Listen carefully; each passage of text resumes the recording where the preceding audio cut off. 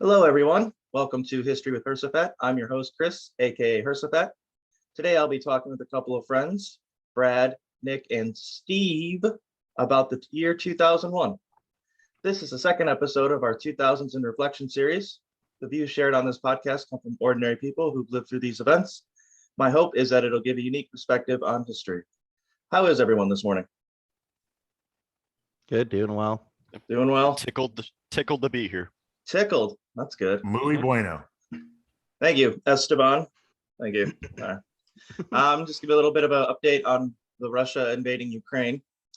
It seems Russia has changed their attack plan and are going for something a bit smaller than going straight for Kiev. I can't, don't really know how to pronounce that. Mhm. Sanctions seem to be doing their job. And I think it's a month in, just about a month. So Ukraine's still standing.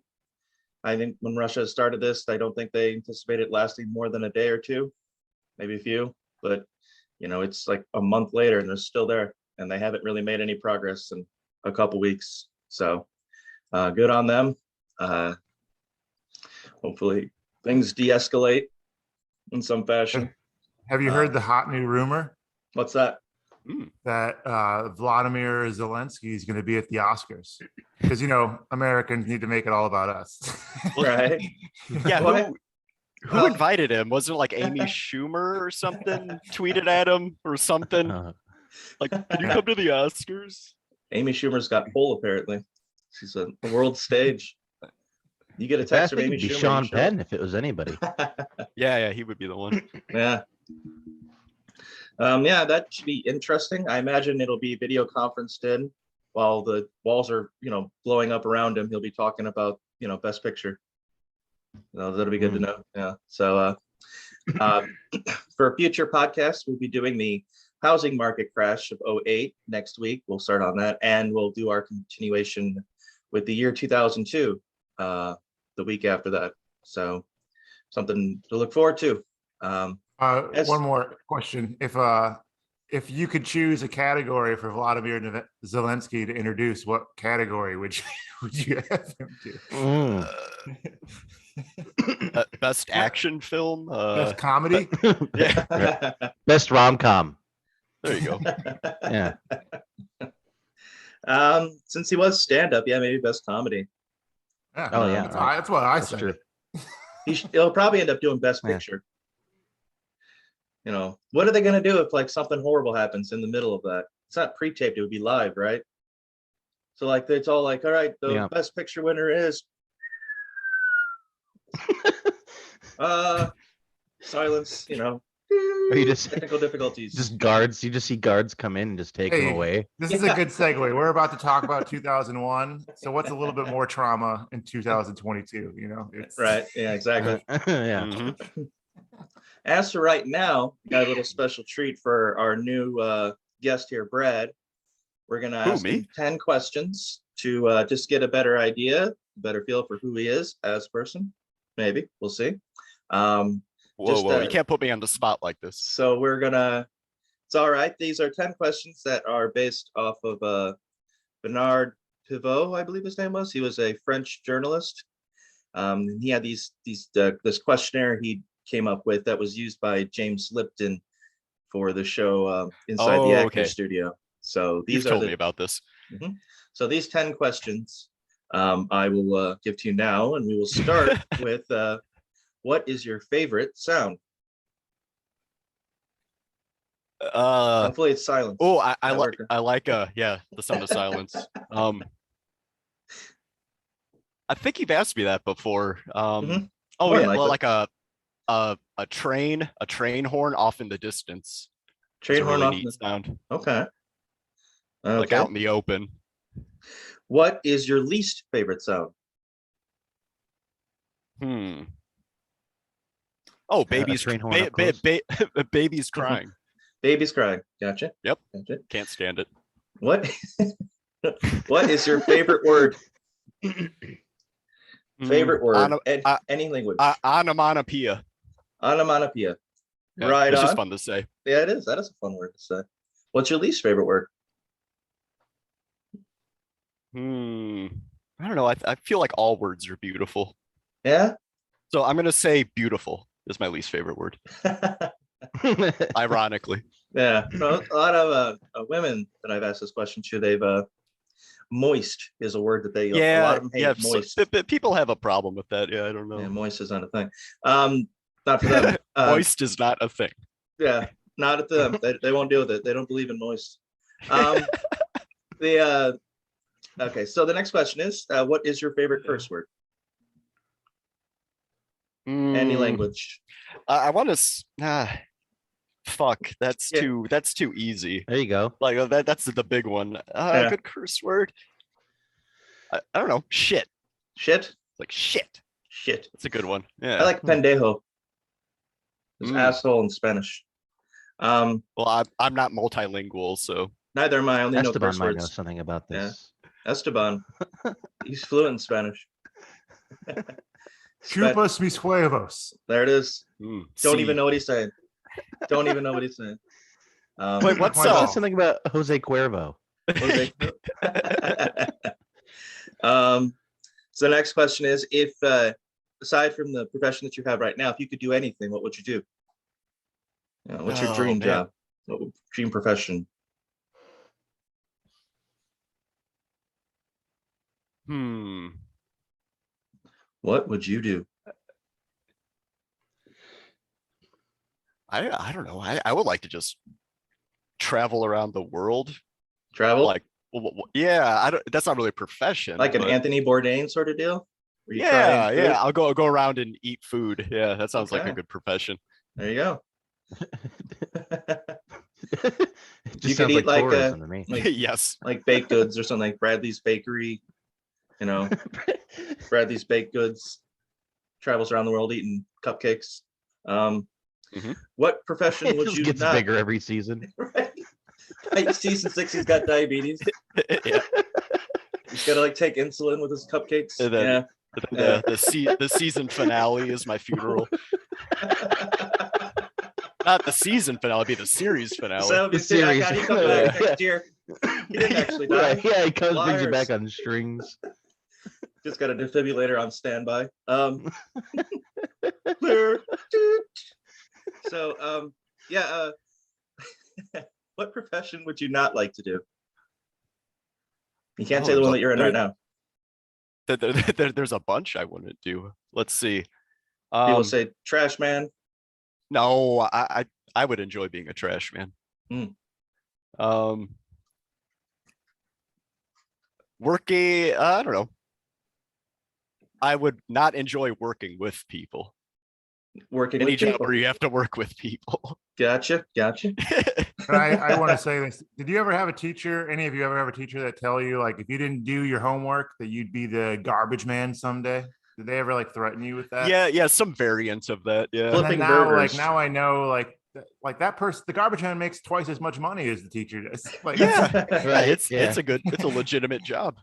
You know, if It's you a don't do your career. homework, you'll make twice as much as me. So beware. Yeah. Very underappreciated job too. Mhm. Oh yeah. What lifts your spirits? What gets your juices flowing? What inspires you? Whoa, That's the next question. gets my juices flowing. What kind of Yeah. what What podcast is this? What turns you on, Brad? I want to know. What gives you a raging heart on? I just want to know. Come on now. Good music. I don't know what gets me going. Yeah, No, that'd be fine. Yeah, that's a perfect good music, question. a Perfect good answer. movie, or going outside when it's nice out. Long walks on the beach, candlelit dinners. You know. Oh, no, yeah. Now we're getting somewhere. There we go. Keep Barry talking. Manilow. Keep talking. What deflates you? What brings you down? You know, deflates your spirits. Some people have said, you know, like racism or homophobia. Yeah. The current state of affairs in the world. The current state. Lots of That lots sounds good. of lots of things deflate me. Yeah, you just pick one. I'm deflated answering these questions right now. There you go. This questionnaire is the thing that deflates you the most. Yep. And the last question is, if heaven exists, what would you like to hear God say to you when you arrive at the pearly gates?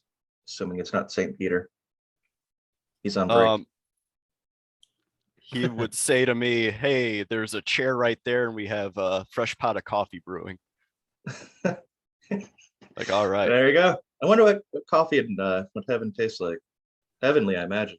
It's probably the Probably use Maxwell House. yes. Yeah, probably. It's good to the last drop. So they get every bit of that. Mm. Okay. Thank you very much, Brad. Oh, For no everyone, problem. that is Brad. He is a new guest that we'll have, and I'm sure we'll have back unless this goes horribly, and then we'll never ask back. And then yeah. Well, yeah. We'll get this started. Everyone's gonna stop listening after they hear about me. Like, oh man, who's that Brad guy? I hate this podcast now. Yeah, not Brad. He's on again. Unbelievable. man. Unsubscribe.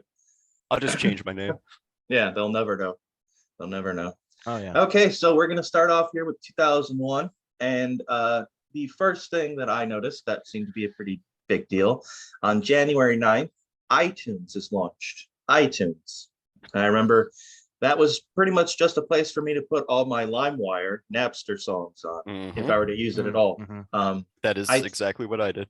Yeah, iTunes when it was first launched was kind of like, oh, okay, and then I'm pretty sure they had you pay like 99 cents for a song, and I was like, Mhm. why pay 99 cents when I can just get it for free?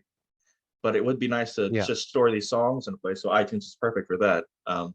Later on, they would, correct that and things would be much better. But to start off, that was pretty much my impression of it. I'm assuming that's everyone else's impression, or Esteban, do you have any particulars on iTunes that you would mention? Or I never really used it. I hate Apple Yeah. products yeah, to this yeah, day. yeah. Yeah. I mean, I've- I had iTunes. Yeah, I don't know what when I had my laptop, that was like 2005. I really enjoyed it. Like it had the album art, and you could kind of like shuffle through all the album covers. Oh, okay, So yeah, that's good. that was neat. But that's the only time I ever used it was back then. On January 13th, a 7.6 magnitude earthquake shakes El Salvador, kills 800, leaves thousands homeless. This is going to be a common theme you'll see here. That is a huge earthquake. And on January yeah. Yeah, wow. 15th, 6. Wikipedia is launched, which again, I question that because you can edit Wikipedia as much as you want. So someone could that could be a wrong date. We never know. Maybe Wikipedia is not on that, but for me, it Oh, looks see, like I thought you were going to say that the earthquake and Wikipedia's launch connected. they could be. They could be. Like, what? I don't know. They I could never be. thought about it. I mean, yeah, the launch of Literally. Wikipedia did shake the world. So Quite Oh, literally, no. apparently. No. Here we go with the conspiracies. It's only January 15th. Wait till the end of the year. You'll be. Um, I I can't do wait. think there was a lot of earthquakes in 2001, big ones, right? And like South America, yeah, Central America yeah. specifically. there were. On January 20th, George W. Bush is sworn in as the 43rd president. If you guys have any good Bushisms for this year that you want to throw out, feel free. If not, we'll just move on. And if you remember it, we'll come back to it. But that was it. 43rd president sworn in on January 20th. On February 12th, NEAR, which is a robotic space probe, became the first man-made object to orbit and land on an asteroid. Now, NEAR is an acronym. It stands for Near Earth Asteroid Rendezvous, which is funny to me because NEAR is an acronym and the N in NEAR stands for near. So, Whoa. it's just, yeah. Oh, here we go. NEAR was launched in 96, but was later renamed NEAR Shoemaker after Eugene Shoemaker, the first director of the United States Geological Survey Astrogeology Research Program. He died in a car accident in 97, so they named it after him. They named it after Eugene Shoemaker, so it became the new Shoemaker. NEAR Shoemaker became the first robotic space probe to orbit and land on an asteroid, and that was to just study on the asteroid's movements in space and relative to, flight patterns, stuff like that. I guess I'm call it. There's a lot more to it. It's a lot of scientific jargon that, if I'd be honest, I wouldn't really understand. So if I put it down on here, but it's really interesting to look up. Oh, sorry, go on. This. I was going to ask a philosophical question. It might be too early, but I'm going to go ahead and bring it up because Do it's it. something I actually thought about this week. Is do you think that kids today, like, I don't know how old you were in 2001. I was a sophomore probably in high school. Mhm. Do you think kids today that are that age are far more like aware of what's going on in the world than we were? Oh, yeah, I would assume so. Yeah, You assume that they are? Let's just make sure I understand the question. more aware of it. Yeah, Kids are more aware of what's going on in the world today than we were back then. Yeah, because in Yeah. 2001, like Yeah. you're bringing up these events, and I Yeah. think all I was worried about was like some girl that I was like had a crush on and Right. Madden and playing Madden. That's it. Yeah. Yeah. well, I'd say kids that age today are probably worried about the same things Yeah. because they're like 15, 16 years old. But of course we're way more connected with the internet and all that today, so I'd say they were more aware of things because you can just look up all the news you want on your phone or whatever. It's all there in your pocket. Mhm. Maybe for us, we had more of an excuse to not know. Nowadays, it's all there for you. You just got to press a button and Yeah, read all that's about true. it. So, Yeah, because we didn't have phones in 2000. Like, no. I think we're We going to had talk about it payphones. later. Maybe Yeah. I don't know if iPhones were out yet or Yeah. not, but On February 13th, a 6.6 magnitude earthquake hits El Salvador, killing at least 400 people. Oh my God. that's not a very From- big country. No. So on January It's just 13th, big. and then a month later, a 6.6, same place, kills at least 400 people. So the people in El Salvador at that point are probably thinking, what the fuck? Did somebody like sacrifice something Oh, that they that shouldn't have? Y2K was real for them, dude. It was Right. Yeah. Just affected them. Yeah. Okay. Yeah, so there's not a great Hey, deal. since we were talking about Oh. kids, in a sense, and you're asking about Bushisms, I got one. Oh, go for it. Is someone he said in Florence, South Carolina, it was like a month before his inauguration. It says, rarely is the question asked, is our children learning? That is true. Rarely is that question asked. Absolutely, 100% right on that. I think what I was thinking of was something like, I believe that man and fish can coexist peacefully. You know, I pulled up a list of Bushisms. I like this one. I think we agree. The past is over. I could agree on that one. Oh God. They Okay. there's another. They misunderestimated me. Misunderestimated. Oh yeah. The human being and fish can coexist peacefully. Yeah, Yep. there it is. There it is. Oh man. All right. God. We got Alright, our yeah. Bushisms out of the way. Yeah, that's enough. Love them. Love them. We got 8 years for this. You know, we can do more in 2002. On June 1st, this is something I found. I had no idea this happened, but the Crown Prince Dipendra, Dipendra of Nepal, Of course. kills his father, who is the king, his mother, and other members of the royal family with an assault rifle, then shoots himself in the Nepalese royal massacre. Dipendra, That's or insane. Dippy, as he was called, briefly survives, but he automatically becomes king in Nepal. He's in a coma for 3 days. He passes away, and his uncle, Gayendra, becomes king of Nepal 3 days later after Dippy dies. I looked into it. Essentially, there's really not a lot of people who know exactly what happened, but it's believed that Dippy was upset by the strictness of being in a royal family, and his mother would not allow him to marry the girl that he loved. And when he went away to school, which a lot of these people who live in these monarchs do. They monarchies, I should say. You know, kids, princes, princesses. You know, they go and they learn in like England or United States, and they get a Right. taste of what it's like to not live under the thumb of an oppressive parent. You know, and all that. And he comes back and he's right back to it. And he loves some girl, but he can't marry her because his mom forbids it. And apparently he got really drunk at this party they were having, and then went to sleep. sent a text to his girlfriend or something like that, or called his girlfriend, and then after that came back out of his room and with an assault rifle just gunned down his entire family, and then shot himself.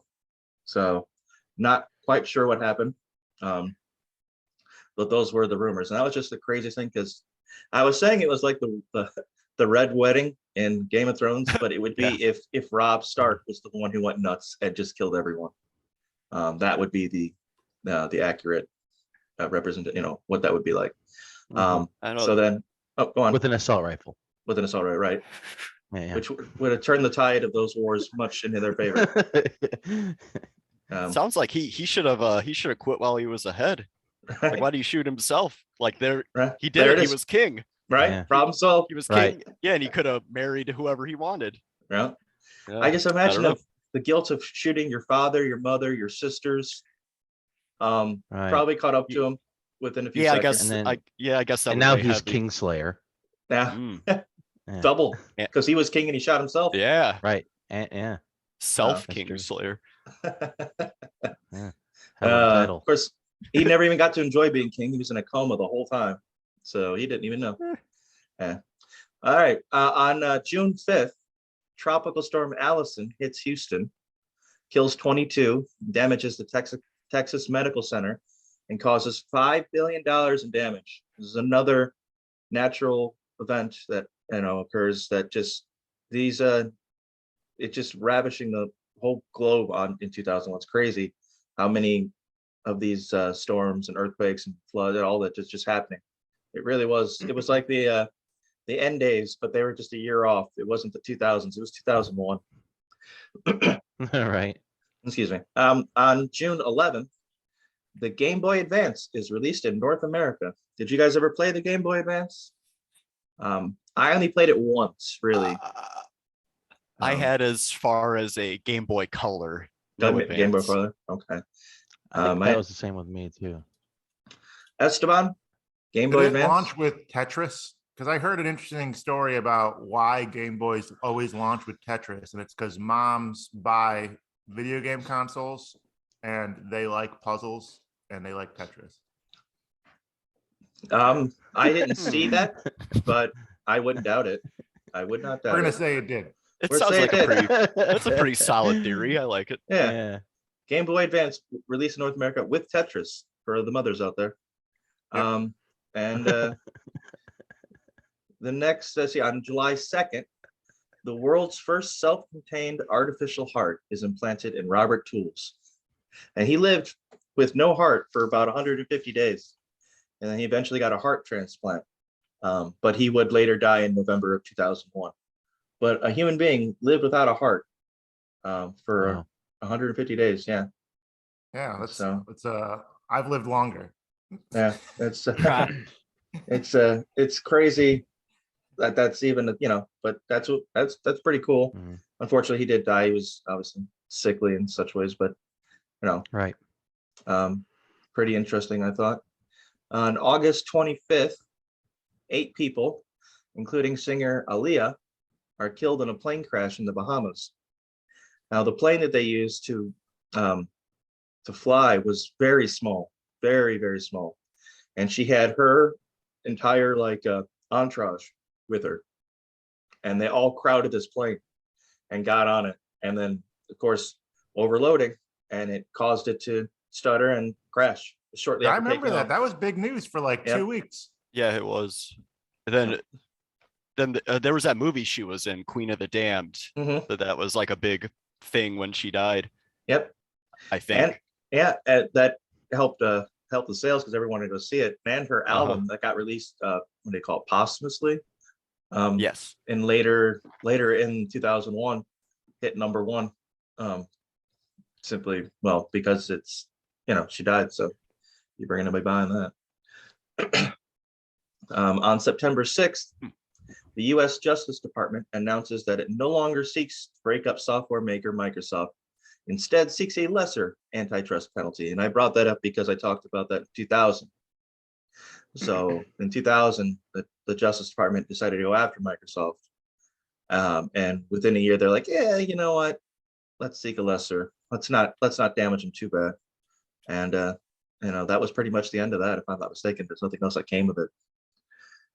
We're overdue. We're about 20 years overdue for huge like antitrust like president to come in and just break everything up. So Mhm. yeah, because for sure. it's gone crazy for a while now.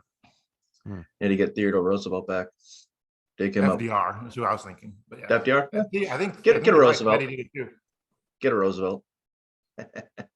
We're getting close to something here. On September 10th, Donald Rumsfeld gives a speech regarding 2.3 trillion in Pentagon spending that cannot be accounted for.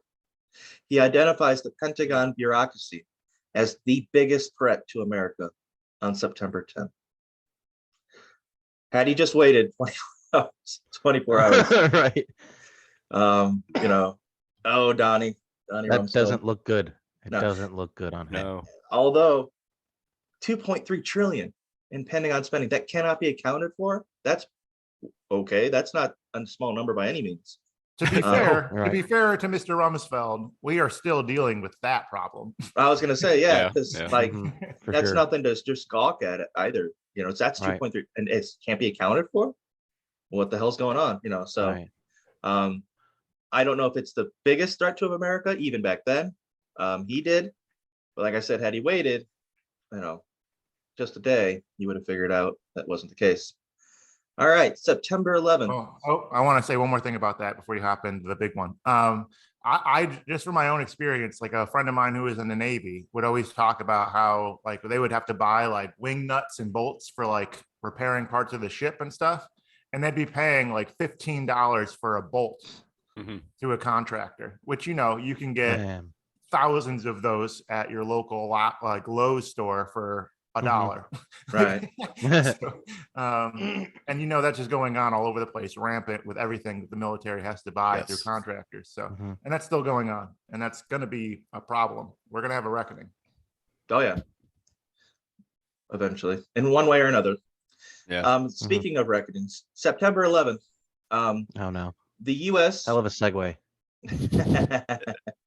The U.S. is attacked by members of an Islamic terrorist organization called Al-Qaeda, who hijacked American Airlines Flight 11 and United States Airlines Flight 175 to crash them into the World Trade Center. American Airlines Flight 97 is also hijacked and flown into the Pentagon. United Airlines Flight 93 was hijacked, but passengers took it upon themselves to crash it before it reached its destination of the White House. Approximately 2,977 people are injured and killed after it's all said and done. Now, we can dedicate, I'd say, probably a few minutes to this. It's a pretty big deal. I was just going to go around and ask who our people were on September 11th, what they remember about it, because that's the thing about September 11th. It's our generation's Kennedy assassination. It's our generation's Challenger explosion. Mhm. Where were you when this happened? Everybody that was old enough, to be cognitive remembers where they were. Even if you were young, you remember your parents or somebody like freaking out and you didn't know why, but you knew something was going on. For me, I'll start off with me. On September 11th, I remember I was, we have these things called I-STEP tests in Indiana, and I'm not sure if they are, countrywide. It might just be state by state. I'm assuming most states, if not all of them, have some sort of test that high school students have to take in order to graduate. But ours in Indiana is called the I-STEP, or it was at least. And that was the day we were going to start taking the I-STEP tests. And so I instead of taking that, I decided to hide in the gymnasium and not go to the school and shoot around basketballs to try and get out of taking the I-STEP tests, because I didn't want to be stuck in class all day, just sitting there filling out multiple choice. So I'm shooting a basketball around while everyone else is in the school. And keep in mind, I went to a very, very small school with not even 100 kids from 9th to 12th grade, not even 100 kids through all those. I graduated, I had a class 21. So we have very small school. Still, I was able to slink away and shoot basketballs in the gymnasium. And eventually, a music teacher, band teacher, she comes out of her little hole and sees me. Doesn't say, why aren't you at the I-step test? Doesn't say, why are you in the gymnasium? Then she walks over and she says, a plane just hit the World Trade Center. And my first thing I remember saying was, what's the World Trade Center? And then she kept Right. walking and shook her head at the lack of education in the school and questioned her life choices. No, she's sweet lady. I love her. That she's great. But she went to Yeah. the school, the part of the building, and she came back, and I'm still shooting basketballs. And she said, and I believe this all happened around 9 a.m. And so school started. I've been in the gymnasium for over an hour. I haven't bothered to go to school, but she comes back around through the gymnasium again to go to her classroom. And she Back to her says, hole. back to her hole. And she says, another plane hit the World Trade Center. And I was like, wait, what? And I was like, we really need to get better pilots. And she said, I don't think that it's, I think we're being attacked. And I say, what? And I stopped dribbling, and they made an announcement on the PA, not much to do with the ISTEP test, that they were halting the ISTEP test. And I went to the school, and we all went in the classroom. They put it on the TV, and I remember them turning it on, and the planes had already crashed into World Trade Center. So it was smoking, and we were just sitting there watching it. And within 45 minutes to an hour, both buildings collapsed. Within, I'd say, by the afternoon, we were let out of school. Yeah. And I think, I know that some friends and I decided that we wanted to go to the neighboring town to get a video game from the mall. And the mall was closed, and we were pissed. Remember thinking, like, this isn't a likely target. World Trade Center, you know, at this time it'd been the Pentagon and just some Right. field in like Pennsylvania. But it doesn't seem like this is the next thing that the Al Qaeda is going to do is go after the mall. You know, so I don't know why they were closed. Our gas station, we lived in a town where there was one gas station, there was one blinking red light, it's extremely small, and our gas station, he raised the prices to like $10 a gallon. I remember that. He got flagged. Really? He got flagged for it, and you got put on TV like a list of all the gas stations in the area that tried to gouge people. And he was one of them, and I wasn't shocked. He gouged you on a regular when there wasn't an attack on the country. With everything. Everything. Yeah. Taxes mean something apparently, but not to him. There's an extra tax on top of the tax that he doesn't tell you about. But that's neither here nor there. Anyway, so that was my experience with the first day of 9/11. And I remember coming home and seeing my mom and my older brother, talking with each other, staring at the TV, listening to the president talk. And that was pretty much the day that I remember. And everything else after that happened, you know, we'll get to that in another podcast, because we'll talk about September 11th on a whole, you know, what led to it, what happened, and what happened afterwards on another podcast. But right now, we're just going to talk about just a little bit. So go ahead. Brad, do you remember what you were doing on 9/11? Where were you on 9/11? Well, I was, And have you forgotten? I happened to be at the same school you were at. Although I wasn't shooting baskets, but I was about to take the I-step test. It was freshman year, but I was in the other English teacher's classroom to take the I-step test, Mrs. Holt.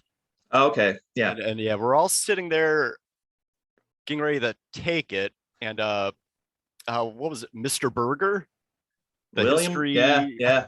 Oh God. He comes storming in, and he said something like, you know, a plane just hit one of the World Trade Center buildings, and he said something like, you know, today the world changes, or something like that. He said something really, oh my God, really scary and prophetic, or prophetic. Yeah. Right. And he says that, and I think then he left or whatever. And that sounds like Berger. I remember thinking, like, so what? Some drunk pilot hit the World Trade Center.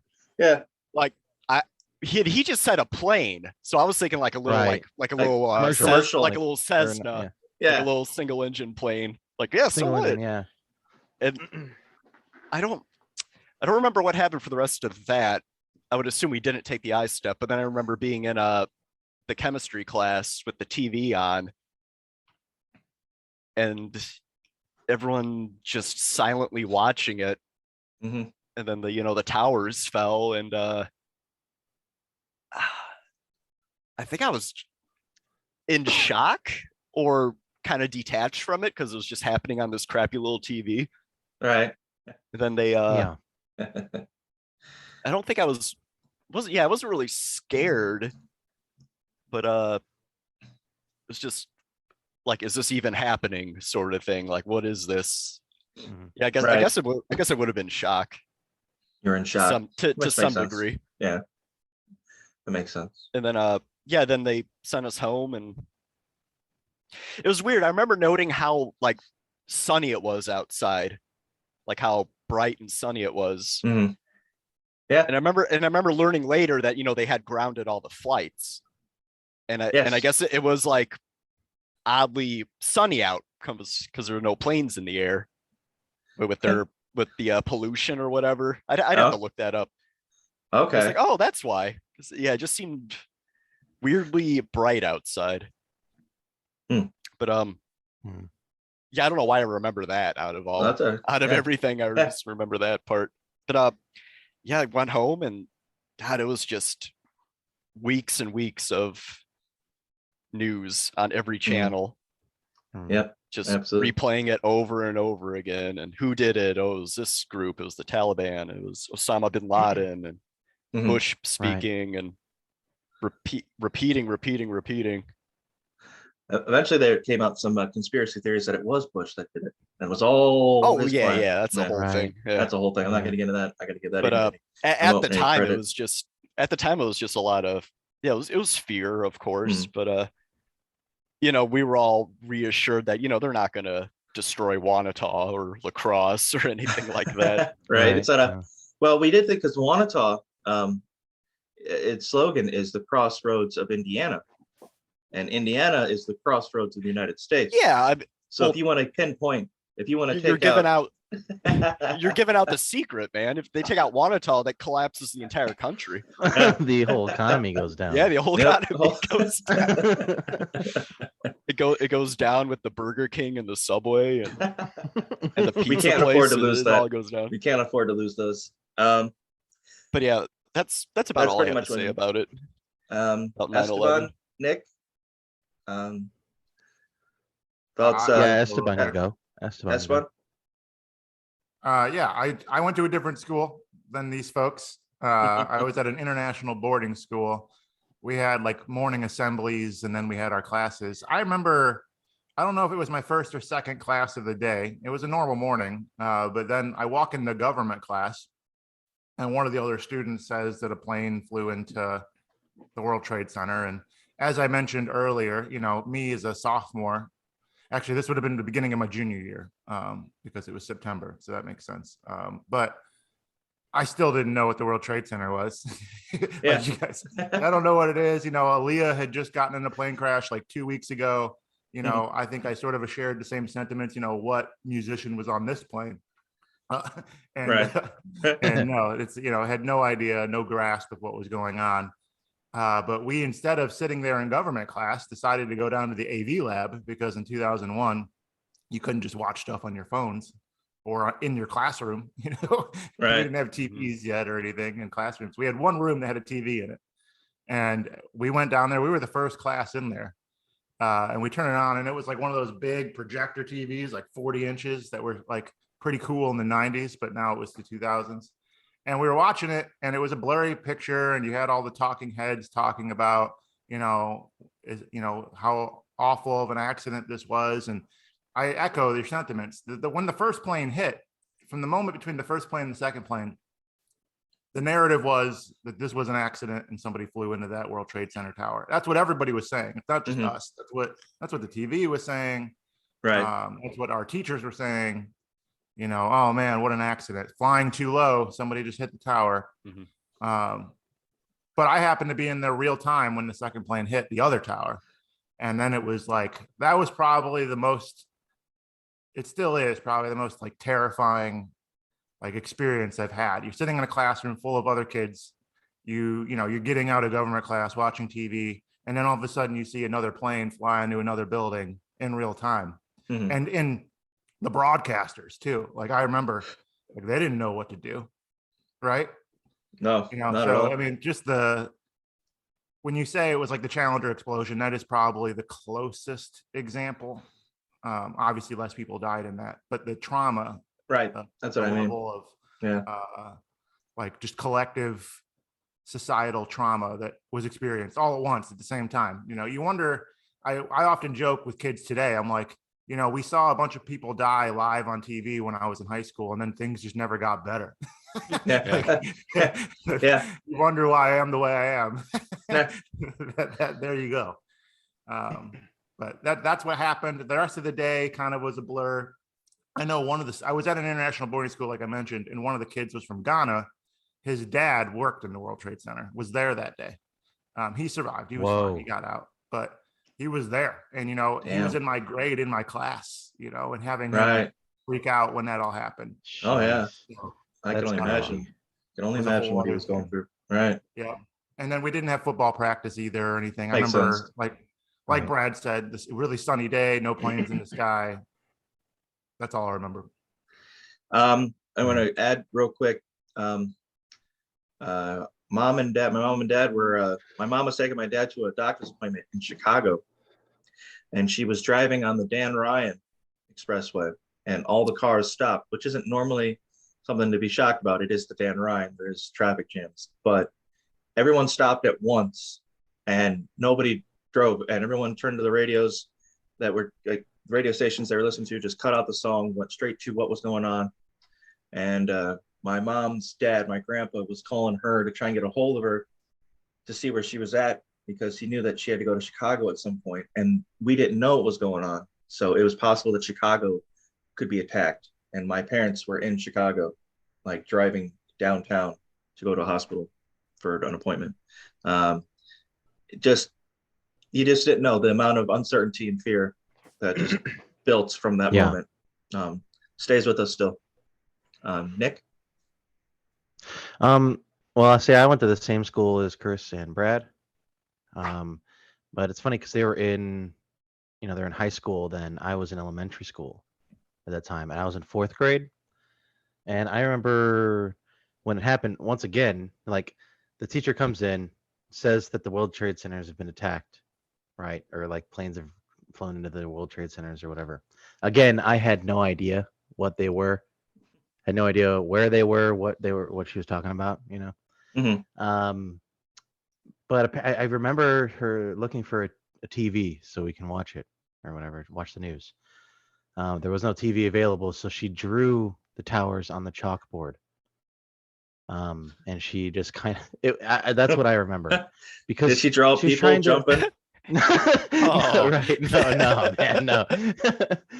No, but I remember her drawing the towers on the chalkboard. No, well, because she probably just assumed none of the kids here knew, because there wasn't Right. much of a reaction. They're Well, First yeah, of you all, guys are they're in fourth fourth grade. graders. Right. Yeah, in fourth grade. yeah. Yeah. You can expect one of the kids like, this is Anyway. a travesty. It's Right. like, Yeah. You're like, yeah. But yeah, no, I remember her doing that. But I also remember getting out of school early. I remember going home and watching on the news. I also remember as a little kid the propaganda that I had flowing through my head. oh, yeah. Even before then, because I was saying that they'll never destroy the American spirit, and it was like I was like a 4th grader. Yeah. Yeah, how'd Yeah. you get that into your head? Well, he's Right, pledged at that allegiance to young the of flag age. since he was 6. Oh, right, Pledge right, alle- right. If you're I forgot pledging about that. allegiance, yeah, of course Yeah. you did. That's what they want, Brad. They want you to forget about that. You have an allegiance you've pledged. Yeah, but Oh. I remember saying shit. that, and then but like in retrospect, I mean, it's just so weird. It's cheesy and Yeah. No, just, okay. Yeah. Okay. Well, we'll move on past that. Like I said, September 11th is going to be a podcast all to itself. So we'll have more stories and more information about that, more reactions to the whole thing. On September 13th, civilian aircraft traffic resumes. So for 2 days, no planes flew. I remember that. On September 17th, the New York Stock Exchange reopens for trading. It's the longest closure since the Great Depression. So for 6 days there, nothing was done on the New York Stock Exchange. On September 18th, the anthrax attacks commence as letters containing anthrax spores are mailed from Princeton, New Jersey to ABC News, CBS News, NBC News, the New York Post, and the National Enquirer. 22 people in total are exposed with 5 resulting fatalities. I remember the anthrax attacks. Oh It yeah, seemed- I remember this. Yeah, because it was just going on. Like Yeah, we what was literally just the- got attacked, and yeah. Yeah, what was Person- the deal with that? Like, did they ever find out who did it, or Um, did it I have anything to don't- do with 9/11? no, I don't believe it did. It just it's kind of like in the same vein of a Timothy McVeigh, you know, Right. like You know, or a John Homeland Ted, is it, terrorism. Ted Ted Kaczyn- Kaczynski. Yeah, Yeah, Ted yeah. Kaczynski, Unabomber. yeah. Yeah. that sort of thing. Yeah. So it was in that vein. So it wasn't anything like in, you know, collaboration with Al Qaeda. Because I remember thinking that it did have some connection. Like Right. maybe it was some kind of sleeper agent that was activated on September 11th. They had a I'm- suspect, though. Apparently, his name was Bruce Edwards Ivans. Hmm. He was an American microbiologist. I'm just Makes reading sense. about this now. Apparently, he worked. He was a senior biodefense researcher at the United States Army Medical Research Institute of Infectious Diseases. Okay. And Okay, he just He was he went off suspected, the, obviously, but it was Uh-huh. never. all right. yeah.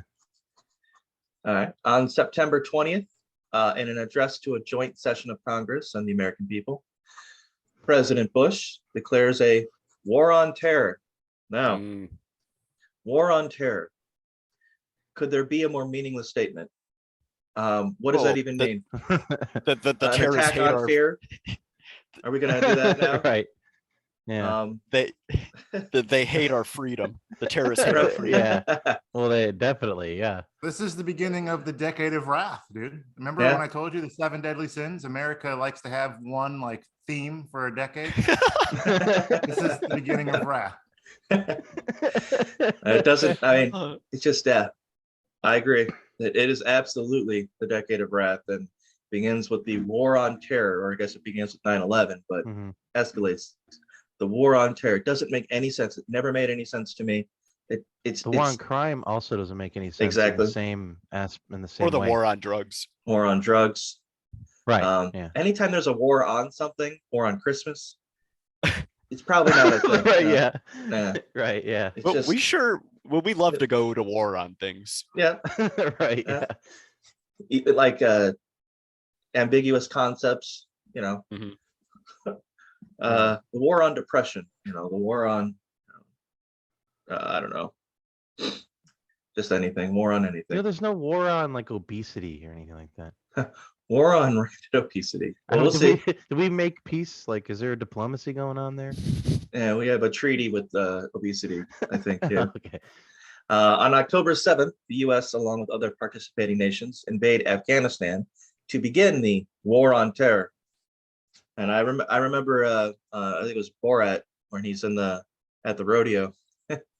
And he's like, we support your war of terror. And I just think that's funny. That's a nice little Yeah. war of terror, war on terror. And everyone's they're clapping. Yeah. Right. On October 8th, the Office of Homeland Security is established on October 8th. On October 23rd, Apple introduces the iPod. I never, ever owned an iPod. Never. I don't know if anybody here has. I know Bradley owned what was it, a Zune? No, I had an iPod. You did? One of the I older thought- ones. I had the special edition U2 one. It was red and black. It was really YouTube. really oh my sharp. God. Nice. What, like Bono? Yeah. Yeah. Bono the- YouTube? Okay. Beautiful day play. You know, Bet you I think you I probably bought had it. I think I bought it used Okay. off of eBay, so it didn't have like the album already preloaded. I'm not sure if they Gotcha. did that Ah. back then, but it Right, said, right. yeah, I think it had like etched on the back U2 edition, and then I think it had their signatures etched into it. Really? I Right. think. I just thought it looked cool because it was black with a really sharp red scroll wheel thing. That Right. you That know, sounds nice, actually. That it would sounds pretty click, cool. make the clicky noise when you. Yeah, Yeah, those I are remember neat. this. Yeah. Esteban, did you have an iPod? Probably not, because you hated Apple. I think I got one for like a birthday gift like years later.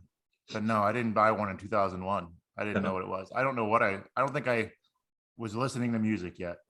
CD player. Right. That's what I had. you, Yeah. you weren't listening to music. I I hadn't discovered it yet.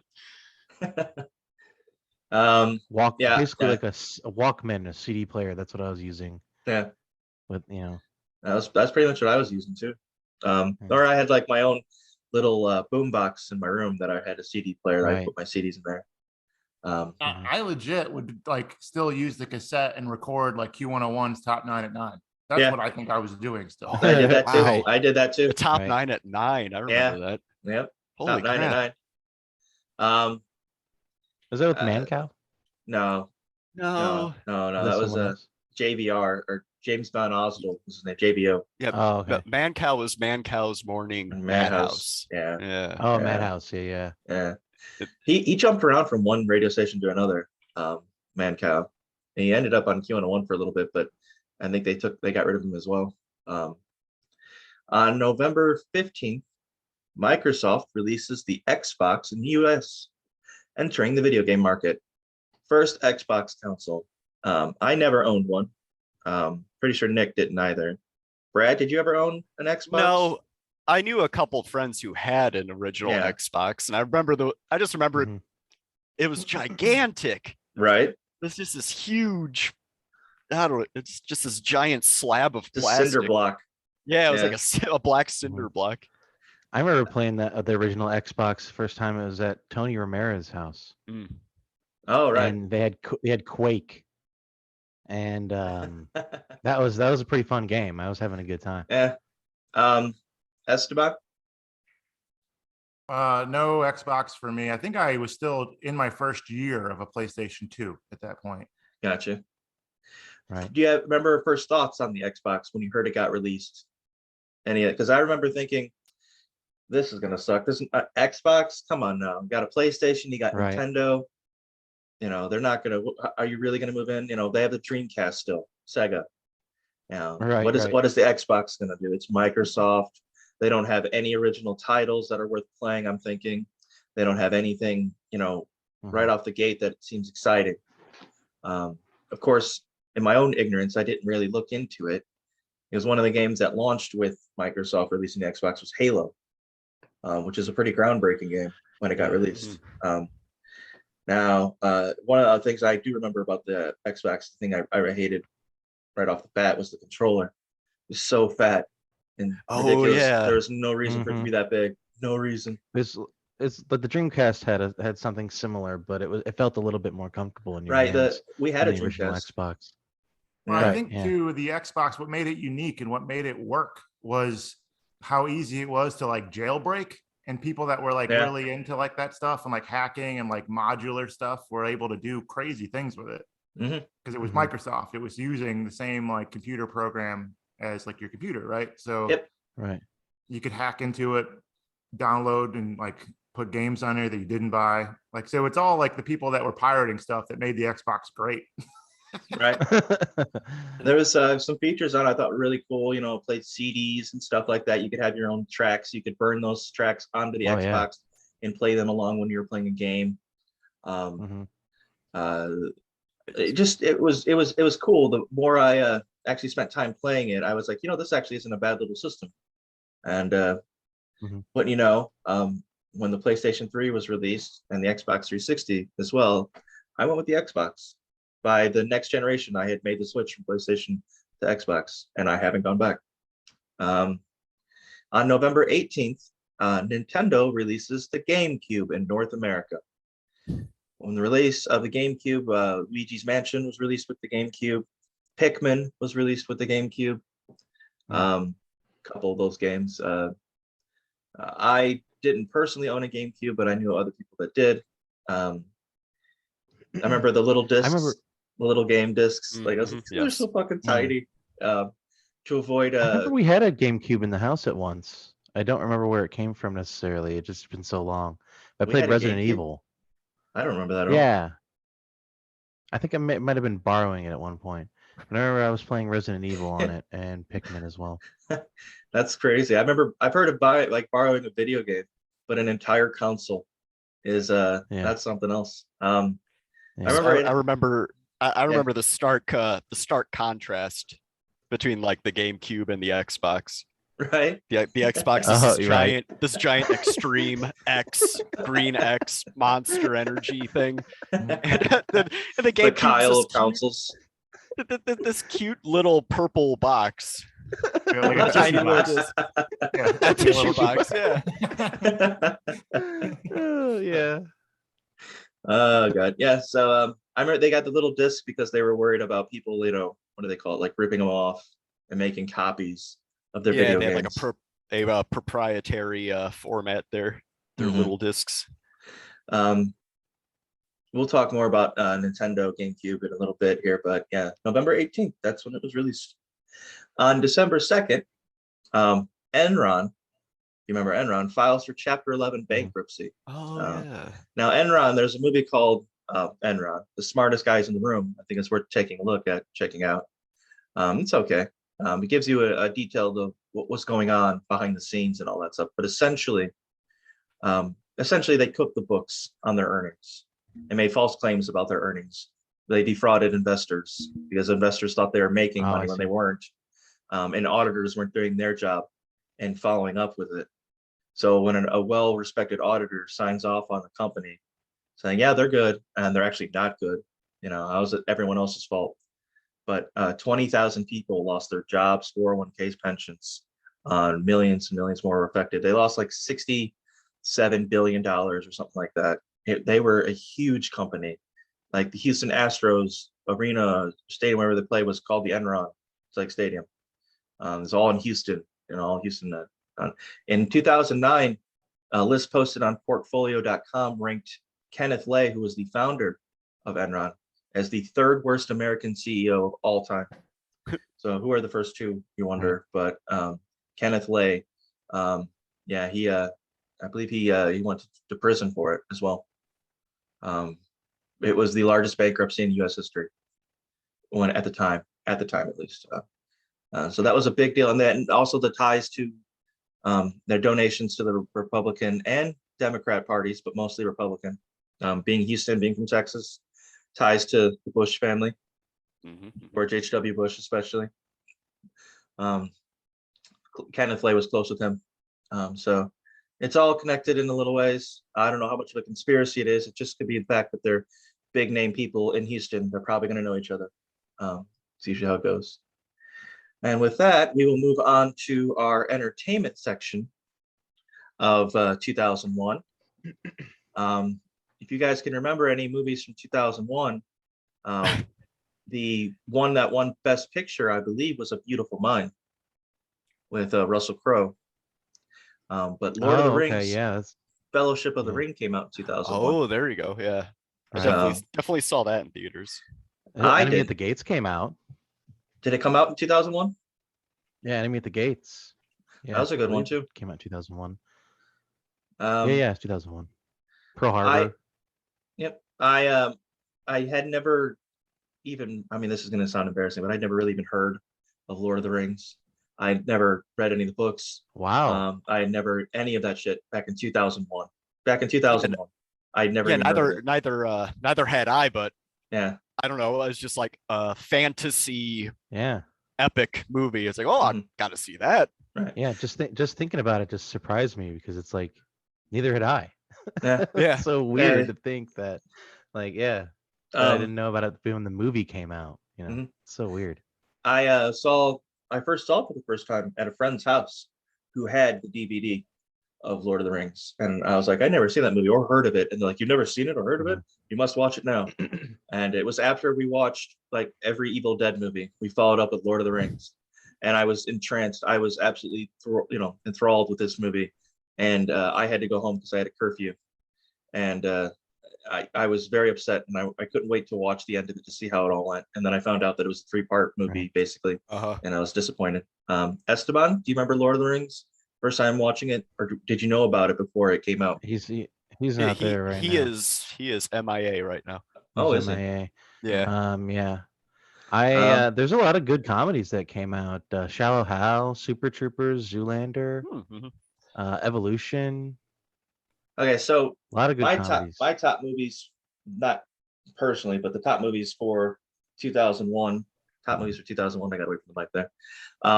Donnie Darko came out in 2001. If you guys remember Oh. that movie. Yeah, of course. Yeah. Monsters Inc. Came out in 2001. Good one. Shrek came out in 2001. Oh, Shrek we could originally do a whole gonna be episode voiced- on Shrek. I don't know how Right. these three are in your top, but okay. No, I don't. They're not my personal top. They're just the top movies of Okay. 2001. Okay. Well, I was gonna I say, would why like isn't to know why that. why isn't your personal top Shrek? That's I Shrek, was really upset there. I thought for a second this was your personal. I was like, no, "Ugh, no. what happened?" So Shrek was originally going to be voiced by Chris Farley, Mhm. and he after he Oh. died, they got switched to Mike Myers. But Right. they actually have dialogue of Chris Farley recorded saying some Shrek lines, which is kind of interesting how that all Yeah, would have been. I've heard that. It is. Yeah. So then I got The Beautiful Mind. Harry Potter and the Sorcerer's Stone came out in 2001, and I remember thinking back then that I was too old for that. Yes, I and still think that. I do too. Mhm. I remember Is that the like, first movie? the first movie. Yeah. The beginning Now- of like the 7-year gang war? Right. Now this is not me saying anything about people who read the Harry Potter books or have loved the Harry Potter books and all that shit. But me personally, as I think I was 14 years old at the time, and I heard the movie came out, and I was like, that just seems like it's a movie for 6-year-olds. And it didn't, even when Harry Potter grew up, it still felt like it was a movie for 6-year-olds. I never really got into it. I'm not saying that people like it are 6-year-olds, but for me, that's what it felt like. Yeah, and- I really couldn't care less about yeah, Harry Potter, exactly. but you know, Right. Yeah, whatever. exactly. There's no bearing on that. Now, I'm not saying I anything felt like I against was always Sorcerer's a little Stone. too old for it too, but I think like girls that I was interested in were interested in Harry Potter. So again, just Yeah, I've met quite a few girls who are into Harry Potter. Pretty much all of them. If I by had to- proximity, I had to I say. was involved. Uh-huh. That's perfectly fine. I just it wasn't for me. Another movie that came out in 2001, Ocean's 11. Which Never I saw it. liked. I liked it. I think it was a bad movie. Thought it was funny. It was kind of like a slick movie. It's worth a watch. It's probably the best one of the three. You see how it goes. Ocean's 12 is horrible, and Ocean's Mhm. 13 is okay, but Ocean's 11 is probably the one to watch. Yeah, now Ocean's 52 isn't good either. No, so. no. At that point, I don't know how they're doing that. And Yeah. 52 people, that's a hell of an acting call or acting role call. Yeah. The next movie that I'm going to mention is Mulholland Drive. Ooh, Came out in yeah, 2001. Never seen it, but I know of the one part Really? that I really, really like. It's so fucking weird. It's such a weird movie because it's David that's- Lynch, right? It is. Yeah, Yeah. it's David that's Lynch, that's why. Lynch. Yeah. So it's so like Right. out there that I just don't know what Yeah. the fuck is going on, which I think is probably the point. Yes. Point, yeah. So there's a scene though where these two women, can't remember the actress's name, but they're watching someone sing on stage, and she sings Roy Was it Orbison's Naomi Crying. Watts? Naomi Probably. Watts. Yeah, they're watching Probably, yeah. this lady sing Roy Orbison's Crying, but she sings it in Spanish, and the amount of emotion that she puts into that it blew me away. It's such a compelling scene, and I have literally no fucking idea what's going on, but all I know is that this song is Mhm. beautiful. Your favorite word, Brad, is beautiful, and it's just enthralling. And it sucks you in that whole scene, and you feel that emotion that she sings it with. It's almost uncomfortable, to that point, and which I think may be the point. I'm not sure. Yeah, probably. That's part of the joy of watching those types of movies, because you come up with your own, what do you think it is? What do you think the reason is for this or that? So, Yeah, and it- if you were to ask David Lynch, like, what's the reason for that? He'd probably just say something like, I don't know. I don't know. Yeah. Do you guys have a favorite? Esteban, have you seen Mulholland Drive? because I haven't. I'm not sure if you have. Or It's is one he of those still- movies that I probably watched back then, but again, I had no idea what was going on. That I should probably watch now because I bet Yeah. you I would have a better understanding. Yeah. Yeah. Do you guys have either, Nick, Brad, any high points of Mulholland Drive that you like that you feel like mentioning on the podcast? Oh, is that the one where Oh, I wouldn't know. I might be getting? Oh, yeah. But there's a part where it's like the detective guy is like talking about this dream he had, and he's slowly going down this like alleyway, and then like this witch lady comes out. It doesn't sound that scary, but it is very, very unsettling and very tense. I think that's in Mulholland Drive. Nick? It's been a while since I've seen it. There's a Right. lot of shit that I just don't really remember. Gotcha. Well, we So- move on to the next one. Well, Pearl you would ask Harbor. me about Oh, you would ask sorry. me about Lord of the Rings while I was away. I heard that. Oh, okay. Fellowship of the Ring, to me, is probably the best Lord of the Rings movie of Right. Hobbit series and the original series. Mhm. And yeah, I think it was. I don't think I appreciated it in 2001, and I think I felt the same way you did, where it's like, well, this is it. Sean Bean's dead, and that's the end. Like it's And they're like, no, there's a second one coming out next year. I was like, oh, okay. yeah, You know, yep. Yep. Prior to that, my experience with the books was it was actually a punishment for me as a kid to have to read those. So Oh, I don't jeez. think I was actually into it that much because I had that sort of cloud hanging over it all. Because when I was a kid, they were just big books that I was forced to read. Right. And then the movie came out, and I'm like, oh, this is actually kind of cool. Pearl Harbor, another movie that came out. Pearl Harbor for me has the distinction of being the movie that when we would have movie days at school would be the movie that they would always be playing. Pearl Harbor. Dumb That's movie. It's like 3 hours long. The teacher doesn't have to worry about much. Just put it on, sit there for 3 hours, put it on again another 3 hours, and then put in like Josh an hour and a half. Hartnett, Yeah, Josh Hartnett, Ben Affleck. Ben Affleck, Kate isn't that a Beck- Michael Bay movie, right? Yeah, Michael Bay movie. Yep. Who's the woman in it? Kate Beckinsale. Kate Beckinsale. That's right. Wasn't yeah. Cuba Gooding Jr. in it? He was. Yeah. He was Okay. the chef, which is a real person who actually shot down Yeah. Japanese planes. But yeah. So it was a movie about the Yeah, attacks Cuba on. Gooding Jr. shot them down. Actually. Whoa. Yeah. Well, it was Wow. Cuba Gooding Sr. Yeah. back then. Oh, of course, yes. What was I gonna say? Yeah, it was about the attack on Pearl Harbor, but wasn't there like a love story Yes, mixed there's in a with Right, it love somehow? triangle for some going on. stupid- Right. Like a Oh my 3 hour god, long epic that wasn't that was very epic. stupid. Yeah.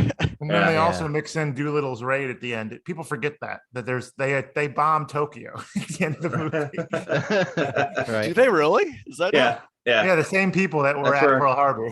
Yeah. That's where Huh. Josh Hartnett dies. Let's, Spoiler. we'll show them. Let's get them, boys. Yeah. They attack Um, us. So I do think to a certain extent that movie kind of encapsulates the wrath of America at the time, you Yeah. know, and sort of what they were interested in doing. another movie that Yeah. came out, Black Hawk Down, I think it was. Right. Never saw it. Never saw it.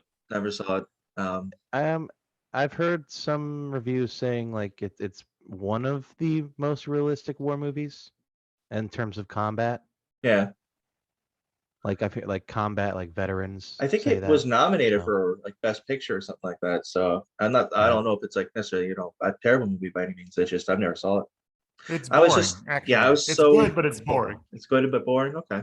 Another Yeah. movie that came out in 2001, Moulin Rouge. And I bring up Moulin Rouge Oh man. because this is going to sound kind of silly, but it was the first time that I was made aware of how great Elton John is, because they used a number of his songs in the movie. And I remember thinking, what is this song? Is this, I wonder, I'll get to get the soundtrack. And then I come to see the soundtrack and it says, written by Elton, or was it Bernie Taupin and Elton John? And I was like, wait a second, this is an Elton John song? And from that movie spawned my Elton John obsession. Was my love for Elton John came from Moulin Rouge. So in that way, it has a special place in my heart. In terms of like actually like how good of a movie it is per se, it's not bad. It's got a Shakespearean ending, I'd say. I like the way they remade some of the songs didn't really care for the remake of Smells Like Teen Spirit, but it is what it is. That's the only thing I remember from that movie. Like those guys come walking in singing yeah. that song. Like, what's Just like, happening? what's going on here? Yeah, so that's my thoughts on Moulin Rouge. Good movie, good date movie. But in terms of all-time favorites, I would include it. No, it is what it is. Another movie that came out, Training Day. You guys have seen that one. I've seen that movie. Denzel, right? Getting Denzel. King Kong ain't got Yep. nothing on me. It's just an ad-lib Yep. line. That scene was supposed to Wow, end incredible. like oh God, like I think like a minute beforehand, but Denzel just kept going off, and he ended it with that line, and that was so. And he like got nominated for like best actor. I think he may have won it too. He won an Oscar for best actor for Training Day. What? And well deserved. Movies, it's not bad. It's pretty good. And I thought he was, because he's such a fucking force on the screen. Every time he's on camera, it's just like it's Denzel overpowering every other actor in the goddamn scene. And he just gets to this point at the end where he's surrounded by all the people he's been oppressing for as long as he's been a cop, and it all just comes back, to haunt him. And I just thought it was a good ending. And I found out that was actually, like I said, ad-libbed. I thought it was, that's interesting. Another movie that came out, Monsters Ball. Remember Monsters Ball? Never saw it. No. With Billy Bob Thornton. Monsters Inc. Man, you're talking about Monsters Inc. No, Monsters Inc. I mentioned earlier, along with Shrek. But Monsters Ball is with Halle Berry and Billy Bob Thornton, and that was the first time I think it was the first time an African American woman won an Oscar. I think for Best Actress. Oh, Halle Berry won it for Monsters Ball, because there's a scene where her kid is dying. Her kid is ridiculously, like, morbidly obese, and she doesn't do anything to help him. She treats her kid like shit, and she feeds him sweets, and he also hides sweets, and he doesn't exercise or do anything of the sort, and he ends up dying. And there's a scene where she's smacking on the glass, screaming, someone save my baby. And you really think like this is what a woman would be like, who's hysterical, the fact that her child is dying in front of her eyes and there's nothing she can do about it. The funny thing is that go on.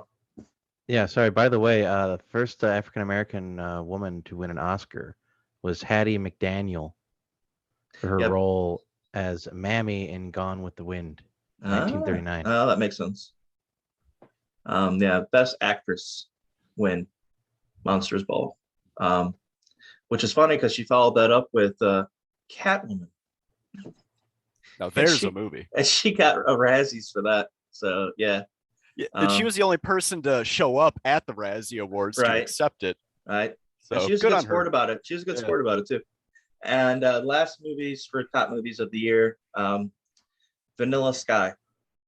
Came out in 2001. Oh yeah, that's a pretty good one. Yeah. Yeah. Soundtrack great. Yep. Yeah. I need to watch that again too. It's another movie I haven't seen in 20 years. And so now I've got something that I just added, and I'm gonna continue with because I like it. I have the worst movies of 2001. Oh, nice. I wanted to piggyback. I wanted to piggyback on best movies because I'm looking. Oh, sure. Go ahead. Go ahead. It's just a couple. Memento. I thought that got released in 2000. I mentioned it last year. Oh, you did? Oh, okay. Yeah, so that's why I didn't mention it. Because I wasn't sure. Because if it says 2001, then I apologize. Am I on the wrong year? Hold on. 2001 in film. Nope, I got it. You're good. Yeah, Memento and Waking Life. If anyone's seen that, I have recommend not. it. No. I'd say probably the worst movie of 2001 is The Animal. The Animal with Rob Schneider. Okay, so here we go. I'm going to mention worst movies of 2001. Corky Romano. Oh, come on. Corky Romano. That is so. It's not good. It's just, that's nostalgia. That is clearly nostalgia. No. Yeah, it's not but good. It's not. It's just nostalgia that I can still watch it. Yeah, Corky Romano is so. I've never seen it, but it looks.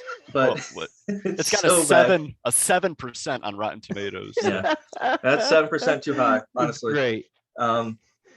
Glitter is another worst movie. Oh, is that the Mariah Carey? Britney Spears? No, Mariah Carey. Mariah Carey. Okay. Yeah. Another one that got considered worst movies of 2001, even though I still watched it not too long ago. Freddy Got Fingered. Freddy Got I Fingered. love that 2000 movie. That yeah. movie is See, that's- misunderstood. Yeah, yeah. So here's the thing. I actually saw Coco Romano in theaters when it came out. Ooh. Because I really wanted to see it, and I've just been Obsessed a with fan Corky. ever since. It's a great movie. I fucking love that movie. And then of course Freddy Got Fingered's hysterical. I love that movie as well. I'm watching that movie since I was a kid. Last movie I was It's gonna mention unfortunate is that The these Animal. movies are hated so much, but Yeah, I know. yeah, that's The Animal is the definitely one that I worth was. the hate. Yeah. The Animal I Esteban, any thoughts on any of these movies? Go on. As a whole, I would say, and I mentioned this, I think in 2000, is that this is the beginning of the decline of films and cinematography. The 90s were the like golden age, and this is clearly we're headed the other direction. Well, Keep going three of down those now. movies, and if I'm not mistaken, maybe the fourth, they were all comedies. So I mean, I guess Yeah. there were a lot better movies in other genres at that time. Well, Yeah. yeah, I mean, comedy, there's horrible comedy always. Well, I mean, Shallow forever. Hal came out that year, right? What's another great Saving comedy that Silverman? Saving Silverman, yeah. So Yeah. like, there were some good comedies that came out. So that the other thing is, year. if you go back and watch it, I cannot tell if it's just nostalgia or if it's actually not Rush that Hour bad. 2, maybe. Rush Hour 2. Maybe not yet. I don't know. But like, it just, if you were to be brand new, like just watching without having ever seen it, like I find a lot of okay, I times, see what you're like Wayne's World, I can't watch that movie. I hate that movie. Everyone's like, I love Wayne's World. How do you not like Wayne's World? I went back and watched it, and I was like, this is fucking Austin Powers. And the reason that it's Austin Mhm. Powers to me is because I watched Austin Powers a lot before I even watched Wayne's World. So a lot of the jokes that Mike Myers uses are just like rehashed. He uses it's like the same jokes Right, every done damn better. It was released the opposite way. I Yeah. mean, Wayne's World came out before Austin Powers. Right. So that's And I know- that's on you. Well, It's I on know. you. Yeah. Oh, I know. But I'm saying it's like saying. I went back and watched Wayne's World, and I didn't like it. And had I watched it when it came out, and I was able to, I would probably like it. But that's just how it is. Yeah, So it's a nostalgia thing. I remember showing someone Billy Madison, which Oh, right. I had seen since I was a kid, and how do you not like yeah, Billy Madison? she was not having it, to say It the seems least. like- And I was just laughing like an idiot the whole time. The Like, theme it's still too- funny. It's still great to me. Right. There seems to be a run on Saturday Night Live comedians, actors. Yes, during this definitely. time period. Like it was, now we have Marvel movies that never end. Back then it was we have SNL people on movies that never end. Yep, plenty of Adam Sandler, Yeah. plenty Superstar. of Chris Right. Farley. Yep. Just all the Yeah. knockoffs. I believe there was an Alright. It's Pat movie. Yeah. Right? Yep. That was way back in the 90s. So, oh God. Okay, so we're gonna move on from movies. We're gonna go to the top albums of the year 2001, and the number one album of the year was Beatles' number one. From Love Me Do to Long and Winding Road. That album was number one for a number of weeks, starting off in 2001. Cash grab. Oh yeah, Shaggy, Hot Shot. Remember Shaggy? Mhm. The songs like Angel and It Wasn't Me. Oh me. yes, classic music. Oh, yeah. yes. Um, All right. White Stripes, White Blood Cells came out in Ooh, yeah, 2001. that's a good one. Probably the best-selling album of 2001 would be NSYNC's Celebrity, their last album. Sold 1.8 million units in the first week. Not as quite as good as No Strings Attached, which had 2.4 million units sold, but pretty damn close. 1.8 million in the first week, which again will never happen. Jay-Z's The Blueprint came out. Missy Elliott, Miss E, So Addictive, with the songs like Get Your Freak On. Uh-huh. That was on that album. I believe was it like H to the Izzo and stuff, that song, can't remember the name of it, came out on that Blueprint, that album. And Creed, with their third album, Weathered, came out and was the top spot at the end of 2001. Weathered. What was on there? My Sacrifice. Sacrifice, Yes. yes, Oh, yes, yeah. yeah. My honorable mention, which I still think is the best album easily to come out in 2001. Lateralis by Tool was released Yeah. in 2001. Uh, And there- never heard it. Yeah. So yeah, those were the top albums of 2001. I mean, Not a great Wait, selection. you said There that were some better than the others. Three Doors Down album came out in 2001, right? Right. Yeah. Like Well, I that. think I it was came out in listening to that 2000. album. Oh, 2000. Yeah. I listened to that album. I listened to Toxicity from 2001. oh, I listened th- to Take Off Your Pants and Jacket from uh-huh. 2001. Oh yeah, man. All this Killer, is All Killer, No Filler. That's all the stuff I Sum listened 41. to. Yeah, yeah. Right. That's all Wow. the stuff I listened to then. Dude, you are I taking also- me back in a time machine right now. Yeah, man. That's what I was listening to then, and also Anthology as well. Oh, from, Alien Ant Alien Farm. Ant Yeah. Farm. Yeah. Wow. Yeah, Toxicity, System of a Down. That still holds up. I think that's a Yeah. fantastic album. Oh, for sure. Yeah, it's still a great album. Yeah. Yeah, 2001 was new metal a thing in 2001? It was, wasn't it? It was, but I think it was on its way out. The last big Yeah. band Oh, you that think came out so? for new metal was probably Linkin Yeah, I'd Park. say it started going. Oh. Yeah, right. Started Yeah, going you're right. downhill, I think after like Woodstock '99, something like that. Right. I think. Because I'm thinking Lincoln Park was still around. Yeah. Okay. Yeah. Well, yeah, they just started. They had the Hybrid Theory that came out in like 2000. Yes. Just like the lamest album for one of the lamest albums I've ever heard of, and especially that first song. It's You just guys so are bad. familiar with Pitchfork, right? You guys are all familiar with Pitchfork? Pitchfork. I've heard of it. It's a music magazine or website, right? Yeah, yep. They're, I guess, pretty popular with certain segments of the music listening population. Well, I Mhm. went a little bit of research I did before the show. I went back and they have a list of like top 20 albums of 2001. Mm-hmm. And to this day, I think I've only heard one of the 20. So I don't know what that says about Pitchfork. Right. Or maybe perhaps what it says about you. I don't know. Right. I can go through the list. I don't know if any of you Oh, no, guys know any of them. I just pulled it up. Let's see. Did they always start at 20? Let's do what microphone? Whoa, wait. Well, what is all this? I didn't even know this was 2001. That's how obscure the list. Like whose circulatory system? That's number 5. What the hell is that? Number 1 is The Glow Part 2 by Microphones. What? What? Yeah. Okay. I think you're right, Nonsense. Steele. This Yeah. is There may be sanity. they might be the ones that are out of touch. Not Right. us. Oh, here we go. Amnesiac by Radiohead. Radiohead. There you That's go. a good one. Yeah. Yeah. White blood cells. Okay. Yeah. Yeah. White Stripes Um. or whatever. So we're gonna. And then let's see. Yeah. I mean, Yeah. I could talk about Lateralis for Well. we probably can- half an hour. Right. Yeah. We Right. will. We'll be all right. I got a half an hour of Lateralis. Let me tell you about the time signatures. Yes. Yes. The Fibonacci sequence Right. and Yeah. Lateralis. So we're gonna go to worst albums now of 2001, Ooh. and Oh boy. I've Probably all the got ones I just listed that I was listening to. Drowning Probably. Pool, Sinner, Oh yeah. Let the Which bodies has hit that- the Never mind, floor. yeah, that's fucking definitely Let the Bodies Hit the Floor song. The terrible, terrible song. Oh my god. This lady at work, she plays music like back in the cook area. She plays all sorts of stuff. Yeah. But one day she was blasting "Let the Bodies Hit the Floor." I'm like putting dishes away. I'm just like, what is going on here? Is that a song we play in the hospital? It's- Well, it's in the kitchen. No, hopefully no That's one true. else can hear Right. it. That's yeah. It wasn't playing up on the floors in patients' rooms or anything. Surgery. That's like the one song that played. That's the one song everyone used in their World of Warcraft PvP video. Mm-hmm. Oh, Let At the that Bodies time. Hit the Floor. That- Okay. Yeah. on repeat. So if the Just- video was like 8 minutes long, it played again. I just make a note here. When I say worst albums, this is my own personal opinion. Okay. So it's not like I did lowest rated albums. Drowning Pool's up there. Stained, Break the Cycle, also terrible album. Terrible, Of course, terrible, horrible. terrible It album. might be a bad album, but everyone was listening to it. True. So- It was one of the top As it albums of the goes, year. yes. That's true. Yeah. One of Yeah, the but top albums also of the year. remember Baha. Remember the fucking Baha Men the year Yeah. before Right. won. So Won a Grammy. won the. Yeah. No, Grammy. it So, did I mean, not. Yeah. can't really Yes. trust this. Yeah. Yeah. Who let the dogs out? Yeah. Won a Grammy. Wow. Yeah. that's Maybe what the I rest said. of the album is better. Right. Right. It's just a hidden Maybe. gem.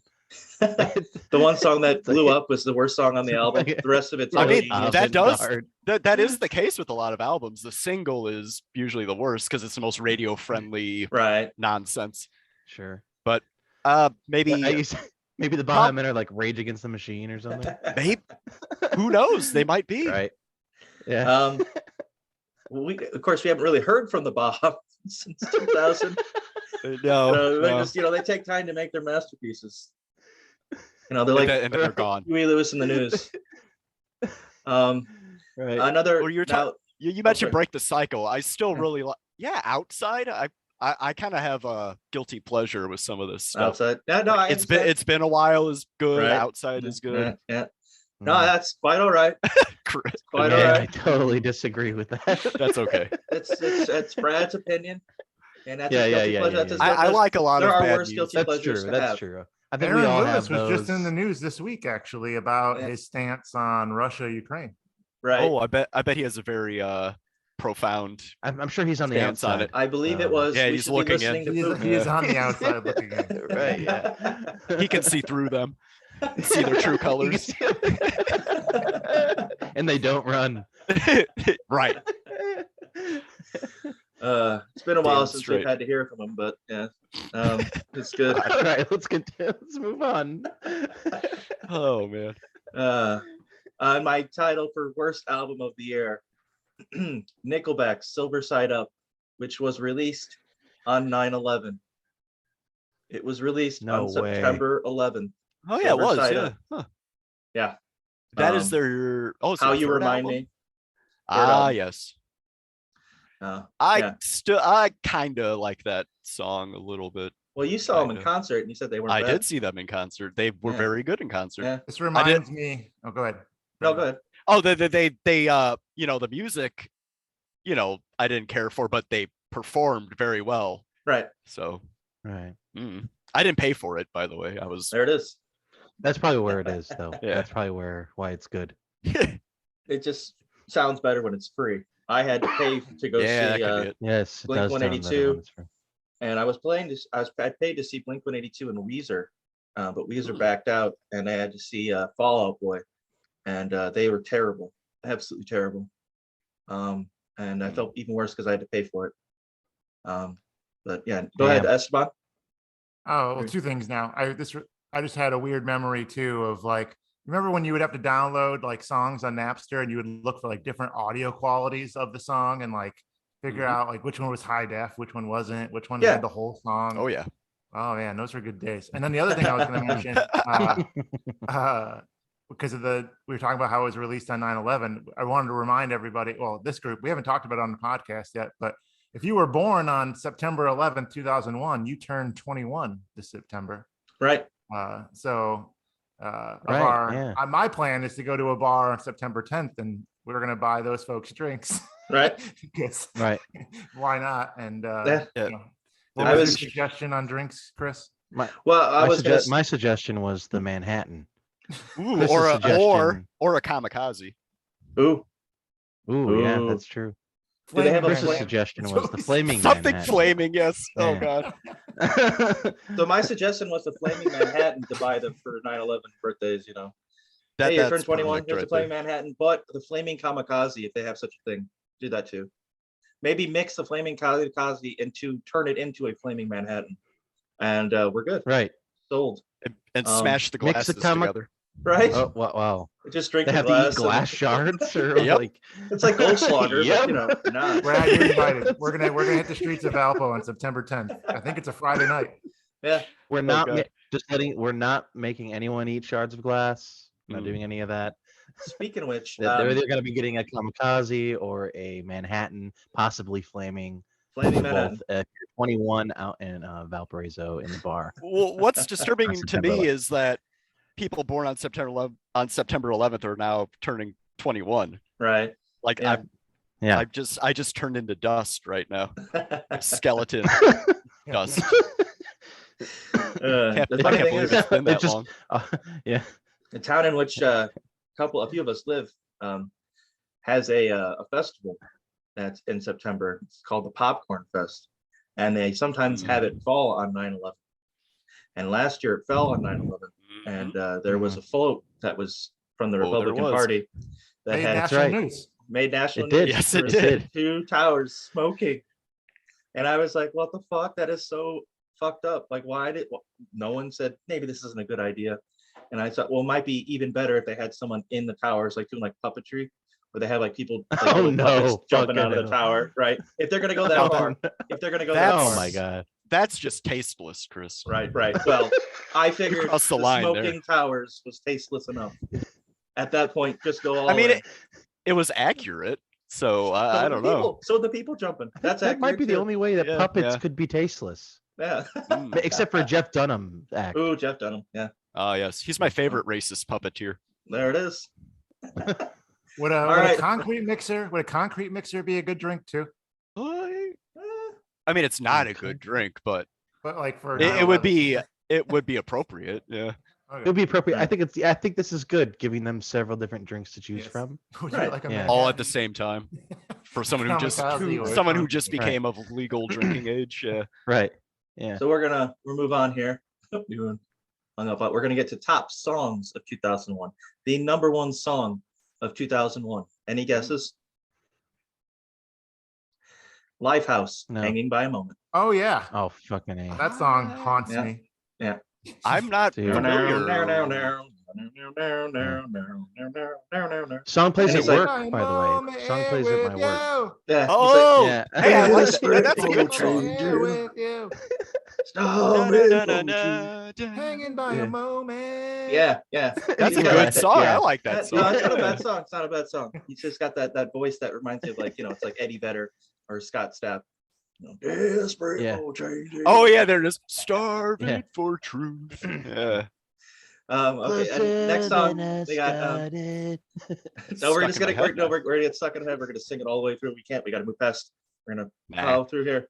Alicia Keys' "Fallen" was also a song that came out in 2001. It was a top song of 2001. Janet Jackson's "All for You." Train, "Drops of Jupiter." That came out in 2001. Oh yeah. Oh, Oh yeah. Yeah. Same sort God, of deal. I hate that song. J Lo featuring Ja Rule, "I'm Real," Mhm. which is the Oh, "Where You Go." Where that song's you go, great. I actually like that song. Where you go. Yeah, that one was on there. What was that? That's Ja Rule. Matchbox 20, "If You're Gone." That was another top song in 2001. Oh yeah. Eve featuring Gwen Stefani, "Let Me Blow Your Mind." That was another one. Mm. Dido, "Thank You," which was sampled obviously in Mm. Stan. That's a Lenny good song. I Kravitz. liked it. "Again." That's the name of the song, "Again." Not that I'm saying. I was gonna say, you already Lenny have one? Kravitz once again. Once again, Lenny Yeah. Kravitz made the list. What the song is, we're not sure.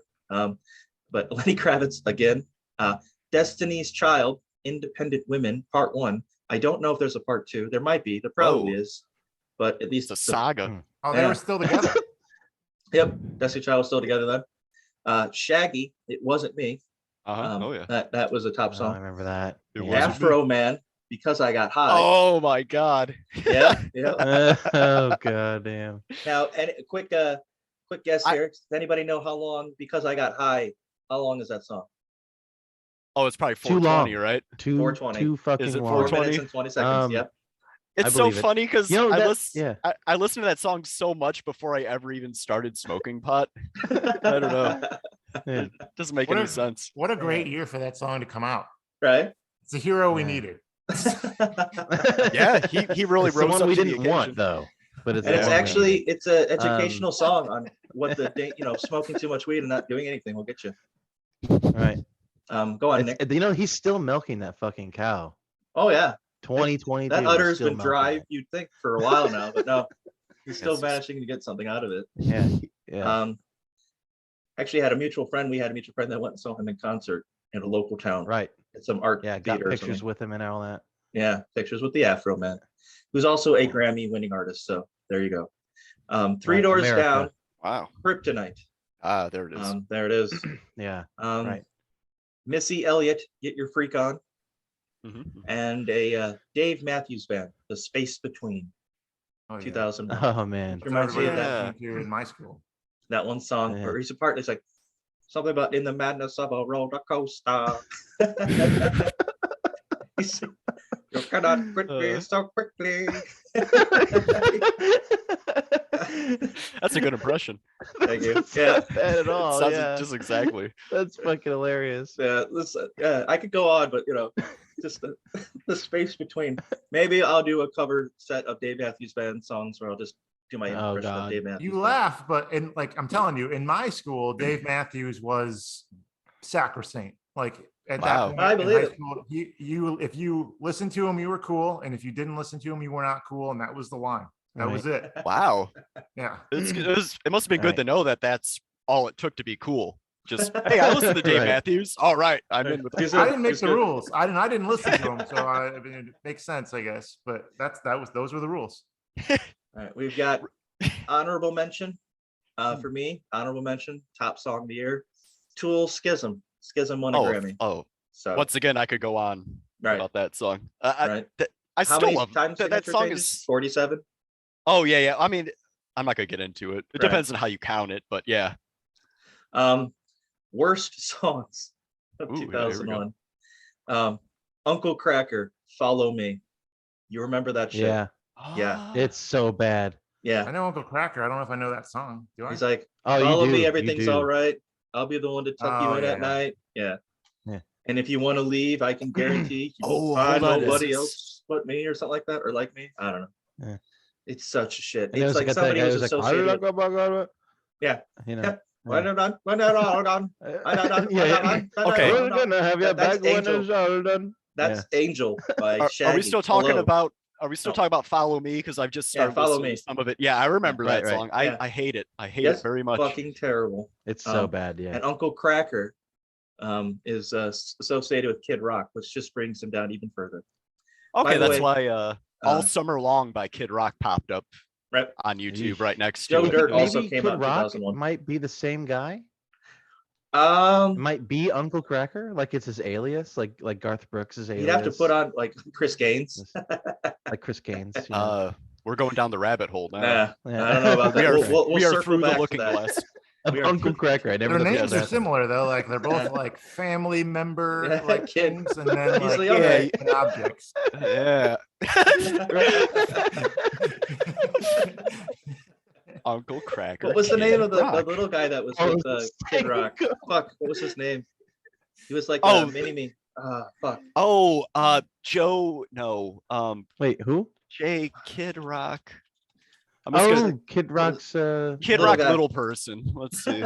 Right. Yeah. Joe C. Joe C. Yeah, Uncle Joe, Kid Joe. I don't know. I think it was like a kid, ugly Kid Joe. I'm thinking that's what that is. Yeah. Okay, we'll move on beyond Uncle Cracker. Follow Me, terrible song. Destiny's Yeah. Child, Bootylicious. I'm calling that as a terrible song. Just annoying, Let's see. very annoying. Same repetitive chorus where I don't think the line is, "I don't think you're ready for this jelly." I think that's the line, and they just say it over and over again. Incredible And they stuff. says, "My body's too bootylicious for you, babe." And that was And, Beyonce. Beyonce That was was in this Beyonce. group? Yeah, Beyonce was the one belting that one out. Yeah. Bootylicious. So I'm listening to it, watching the music video. Yeah, I remember this song. But man, the music video is very tame by today's standards. There's that. We'll move on. The third song I've chosen for worst songs of the year, Crazy Town's Butterfly, was also a very popular Oh song, yeah. Oh, I but like that Right. one. it has one of the worst lines I've ever heard in a song ever, with a girl, whatever tickles your fancy, or no, whatever tickles your fancy, girl, me and you's like Sid and Nancy. And for those who don't know, he's referencing Sid Vicious and Nancy, Sid Vicious, the bass player for the Sex Pistols, who Right. Right. murdered Nancy, Yeah. murdered her, killed her. So whatever tickles your fancy, girl, me and you's like Sid and Nancy. He's essentially saying, watch out, you're gonna get murdered here. It's just a terrible line. And the fact that they cut out the music Right. for it, like, girl, me and you's like Sid and Nancy. Like, Right. oh shit, no, terrible. hmm That's Yeah. the third Yeah. worst song of 2000. I think yeah, Butterfly, it had that cool little guitar part in it. I Yeah. believe that was a Red Hot Right. Chili Peppers. right, right? It yeah, was that was a sampled. sample. Yep. So even the cool part isn't them. No, of course not. Yeah. That was a good song, man. You can hate it, but I think Oh, it's yeah. good. Ah, Yeah, go for it. It does. I've heard worse songs. Don't get me wrong. I've heard Mhm. worse. All right, we will move now to the top TV shows of the year 2001. The number one show was 24, and that was helped greatly by 9/11. What a time for a show to be have a guy American fighting terrorists, Right. a time like that. So 24 was a top show. The Sopranos still on top, still one of the highest rated shows. Mhm. And a show that I wanted to talk about a little bit in detail, probably the greatest war miniseries of all time, Band of Brothers. Oh Um, yeah. Band of Brothers came out in 2001, and it was released on September 9th.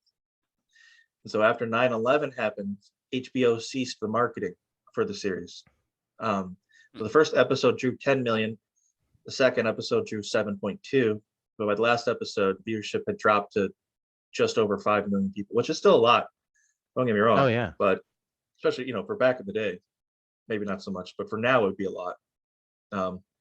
But yeah, it's I remember they were thinking about whether or not to even run it after 9/11, but they decided to go ahead with it. And a lot of people, yeah, just a fantastic. It was nominated for 20 Primetime Emmy Awards. It won 7 of them, including Outstanding Miniseries, which is absolutely well deserved. Wow, I if- should If you've watch never it. seen it, It's yeah, fantastic, man. Fantastic. You, It is you need to needed. see it. they Yeah. went to great lengths to get accuracy down. They had people from Easy Company who were still living help them out. And Right. so there'd be scenes where actors were, talking, and one of the people from Easy Company that actually lived it was like, no, I wasn't there. And even though the scene was written with that actor, they take him out because he actually wasn't there. And so Right. they gone to that level of detail to make sure they get accuracy down. And it is excellent to watch.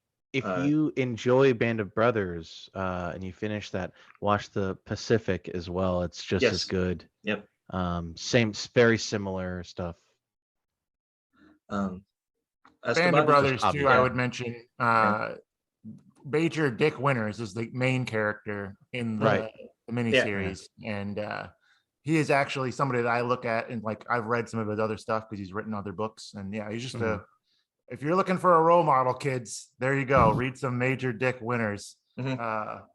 Because the most important thing he teaches for his whole like company is just take care of each other, and that's all he ever stressed was just take care of each other. So it's a great series. I watch it once a year probably. Yeah, it's fantastic. So yeah, can't really say too much enough about it, but we could say, talk for another 20 minutes or so, but we'll move on here.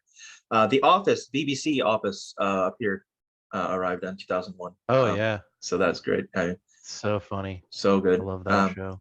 The show 6 Feet Under arrived in 2001. I've never seen that show, but I've heard it has the best ending, or one of the best endings to a series ever.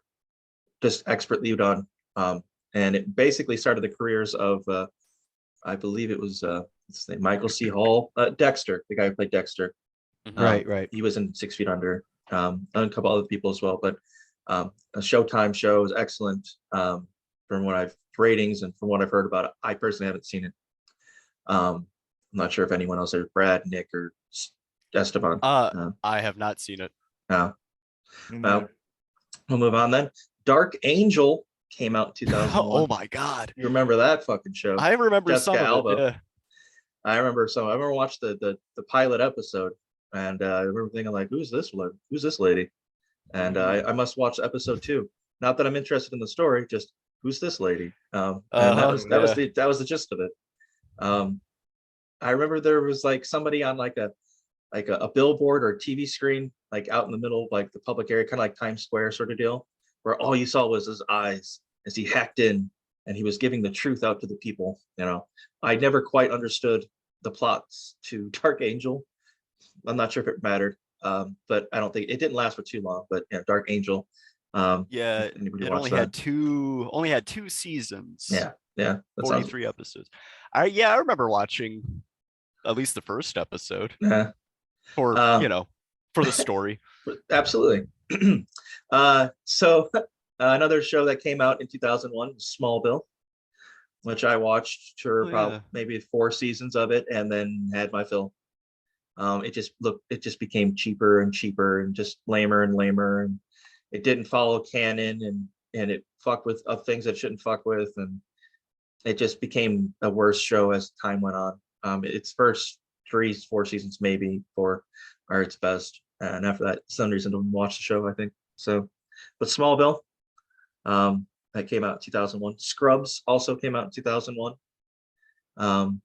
And Fear Factor came out in 2001. There we go. There you go. Fear Factor.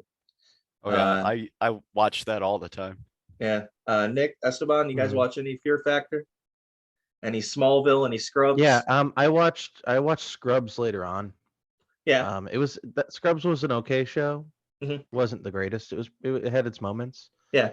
Um, but yeah, I mean, I don't really remember watching anything else, any of the other shows. Yeah. I watch Fear Factor now. I'll put it on my Hulu or whatever, and I'll just watch as I go to bed.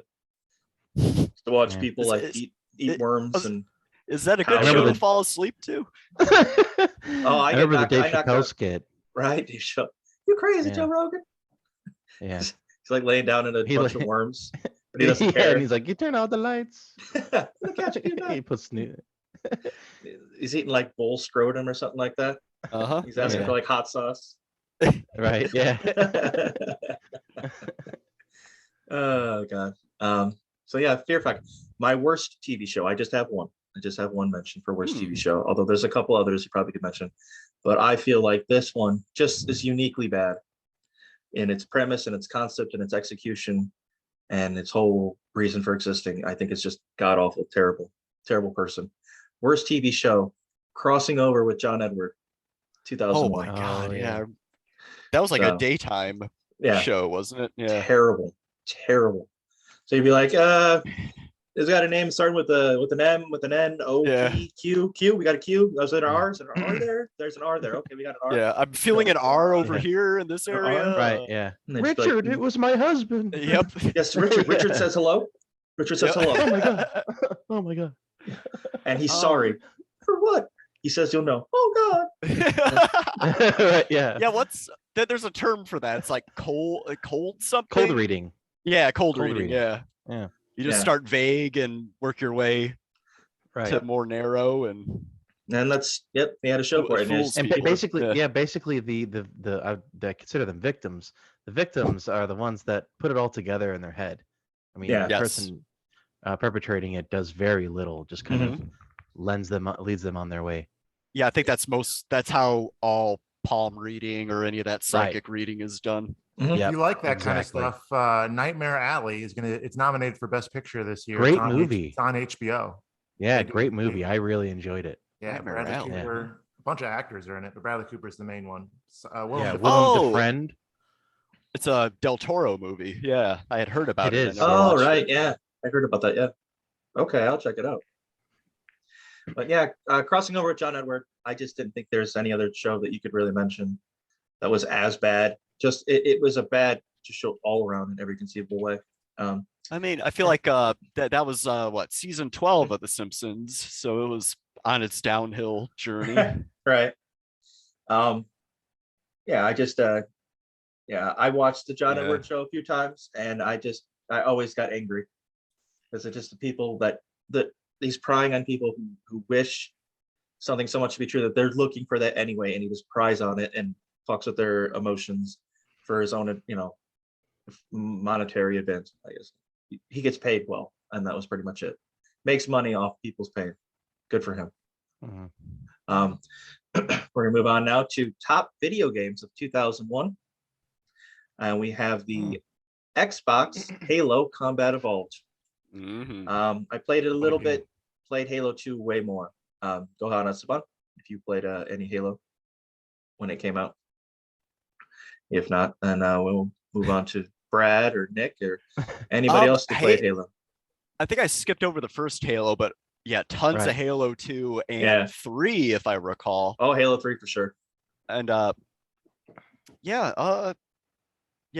original Halo, although I did Yeah. play it later on. I Same. played it on I- PC. I think PC? it came out on PC not long after. Oh, Yeah. there you go. Yeah. Halo 3 was the first one I pretty much started with. Yeah. And that was Um, already on another Xbox 360, I think. Mhm. Just real quick before we move on to the next game, I remember in Halo 2, it was basically the first one that I started with too. An online game, it was huge. Halo 2 really, was my first experience with that. And my buddy Tim and I were so bad at the game that the only people we could actually shoot were our own teammates because they weren't expecting it. and we would just get booted from game after game after game. We would do that and just laugh, and that's where we were at in terms of first-person shooters.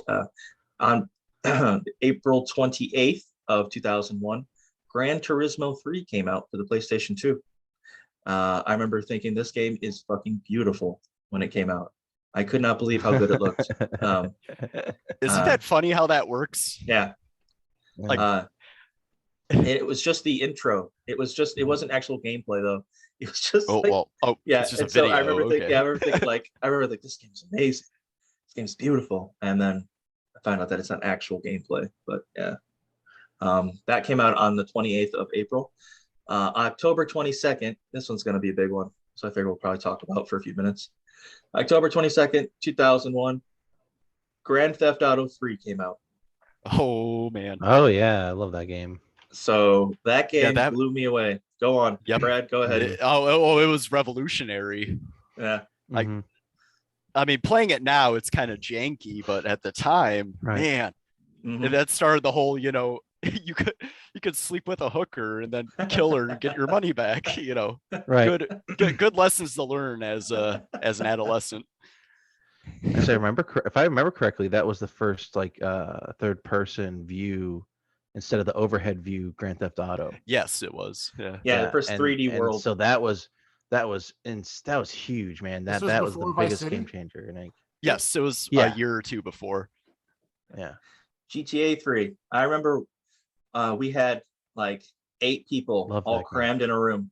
And how we played the game is that we would give the controller to one person. And when they died, we hand it off to the next person. Mhm, mhm. And you couldn't Right. be just dilly-dallying around. You had to actually like get chased by the cops. You had to like just do a bunch of Mhm. stuff. And we just had so much fun with it and played it for hours Right. upon hours. And Mhm. I just thought it was such an amazing game. It made me really, really, really want to get a PlayStation 2. I didn't want anything more than a PlayStation 2 at that point. I was quite taken with that game. It was revolutionary. I'd say it's a good way to describe it. And it changed gaming for me. It changed Right. the idea of what it could be. It was so immersive, and just the fact that it was this whole city to your, Mhm. to do whatever you want, steal Yeah. any car, shoot any person, sleep with any hooker, get your money back, drive a boat, Right. drive a plane, Well, was there Yeah. any particular car? you Can't swim liked? thow. can't swim. I There was remember one my- that looked like kind of like a viper, maybe. I don't know. Yes. Okay. Yeah, you know which one that is. Because I Yeah. remember the Mafia Sentinel was my favorite. Oh, that was my Oh, yeah. favorite too. It had like the ridges in the back window. Yeah. It I was drive that really around and nice. I would listen to the opera station. I was gonna that mention they the had. station. Man, I did the Yeah. same thing. And then just running people over and blowing shit yeah. up. Listen to I did opera. the It's like, same this is- fucking thing. Yeah. It's perfect. It's Just so like- good. Yeah. In I was gonna say that was like the first time that the radio was a big deal. All the stuff on the stations, Yeah. actually pay attention to it. The Laszlo like talk radio and stuff like that, Yeah. or people talking like yeah. the characters like in the game itself. Just like walking by somebody and they would say, "You ever been down south?" You're like, what? What is he talking about? Yep. Yep. I've been drinking again. Yep. I've been drinking again. I remember the radio station with like Laszlo and all the fake commercials and all that they had. Right? Oh, yeah. Like Yeah, all yeah, it they was were all great. like it's like a satirical take on our society.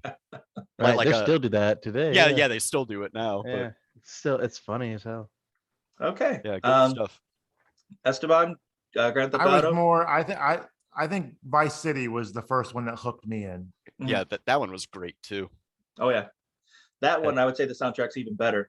I don't think it's even a question because it's actual sure. songs from the 80s. Oh yeah. yeah, this one wasn't, but it was still cool to listen to. On October 30th, Tony Hawk Pro Skater 3 is released for the PlayStation 2. I was like Third one. Yeah, that one was it was a big game that came out, but I was always a bigger fan of the Tony Hawk 2, I think. Tony Hawk 3 wasn't bad. It was more of the same. I mean, it allowed you more Mhm. access to like build your own skate park and stuff like that, which I thought was really cool. And you and your friends could play that. And we would just have these crazy fucking skate parks with low gravity, so you just fly up into the air, Oh, do like these yeah. crazy Okay, yeah. tricks and stuff like that. Yeah, there's a lot of cool stuff like that. Fun game. I remember it. Yeah. But like I said, Tony Hawk 2 was for me. I think Tony Hawk 3 by that time, I mean, you could have Spider-Man, you could have Bam Margera, You can have like a bunch of other different people, like as a skateboarder. PlayStation 2 on August 23rd, PlayStation 2 released Devil May Cry. Oh yeah. Devil May Cry came out. And I remember I was in the student council, and or was I student council? I don't know. I think it was part. Yeah, part of student council where we had a, what do they call it? Like a where the school's open for parents, like right after school begins. What's it called? Where parents can meet the teachers and What, see the parent school. teacher conference? Not Yeah. a parent teacher conference. No, it's not a conference. It's like Really? That sounded like- exactly what no, you were it's like describing. I know, but it's like it's like a bunch of people get together at once and all go to the school. Parent I parent can't- teacher mixer. No, it's kind of like a mixer. Yeah, but I had to be there Teacher to wine like mixer. to let everyone know like what was going on. I had like certain like duties, responsibilities to handle for the parents that were coming in, and I was horribly late because I couldn't stop playing Devil May Cry. I was literally like 15 minutes late. I came into the gymnasium and ran to the seat. It was vacant seat, and everyone saw me do it. It was awkward as hell, and it was all because I couldn't stop playing Devil May Cry, which was an outlandish, outrageous game, and Yeah. it just sucked me because it was so over the top. I loved it, and then I saw the ending, and it took me completely out of the series. I was like, I don't think I can ever play another one of these games. It was some cheesy as shit where Dante flies out of like the side of a mountain in a plane, and I think the last ending scene is you flying in a plane and like having to dodge like rocks and stuff like that, and then you fly out. It's just this cheesy music that plays. I just was like, oh, if this is what I'm looking forward to, then I'm going to stop playing, and I never played it again. And actually, I have not played a Devil May Cry game since because the ending ruined it for me. Much in the same way that Kingdom Hearts was the same thing for me. Kingdom Hearts, I was hesitant on because I pretty much hate Disney. I love Final Fantasy, but I didn't know how well they'd mix.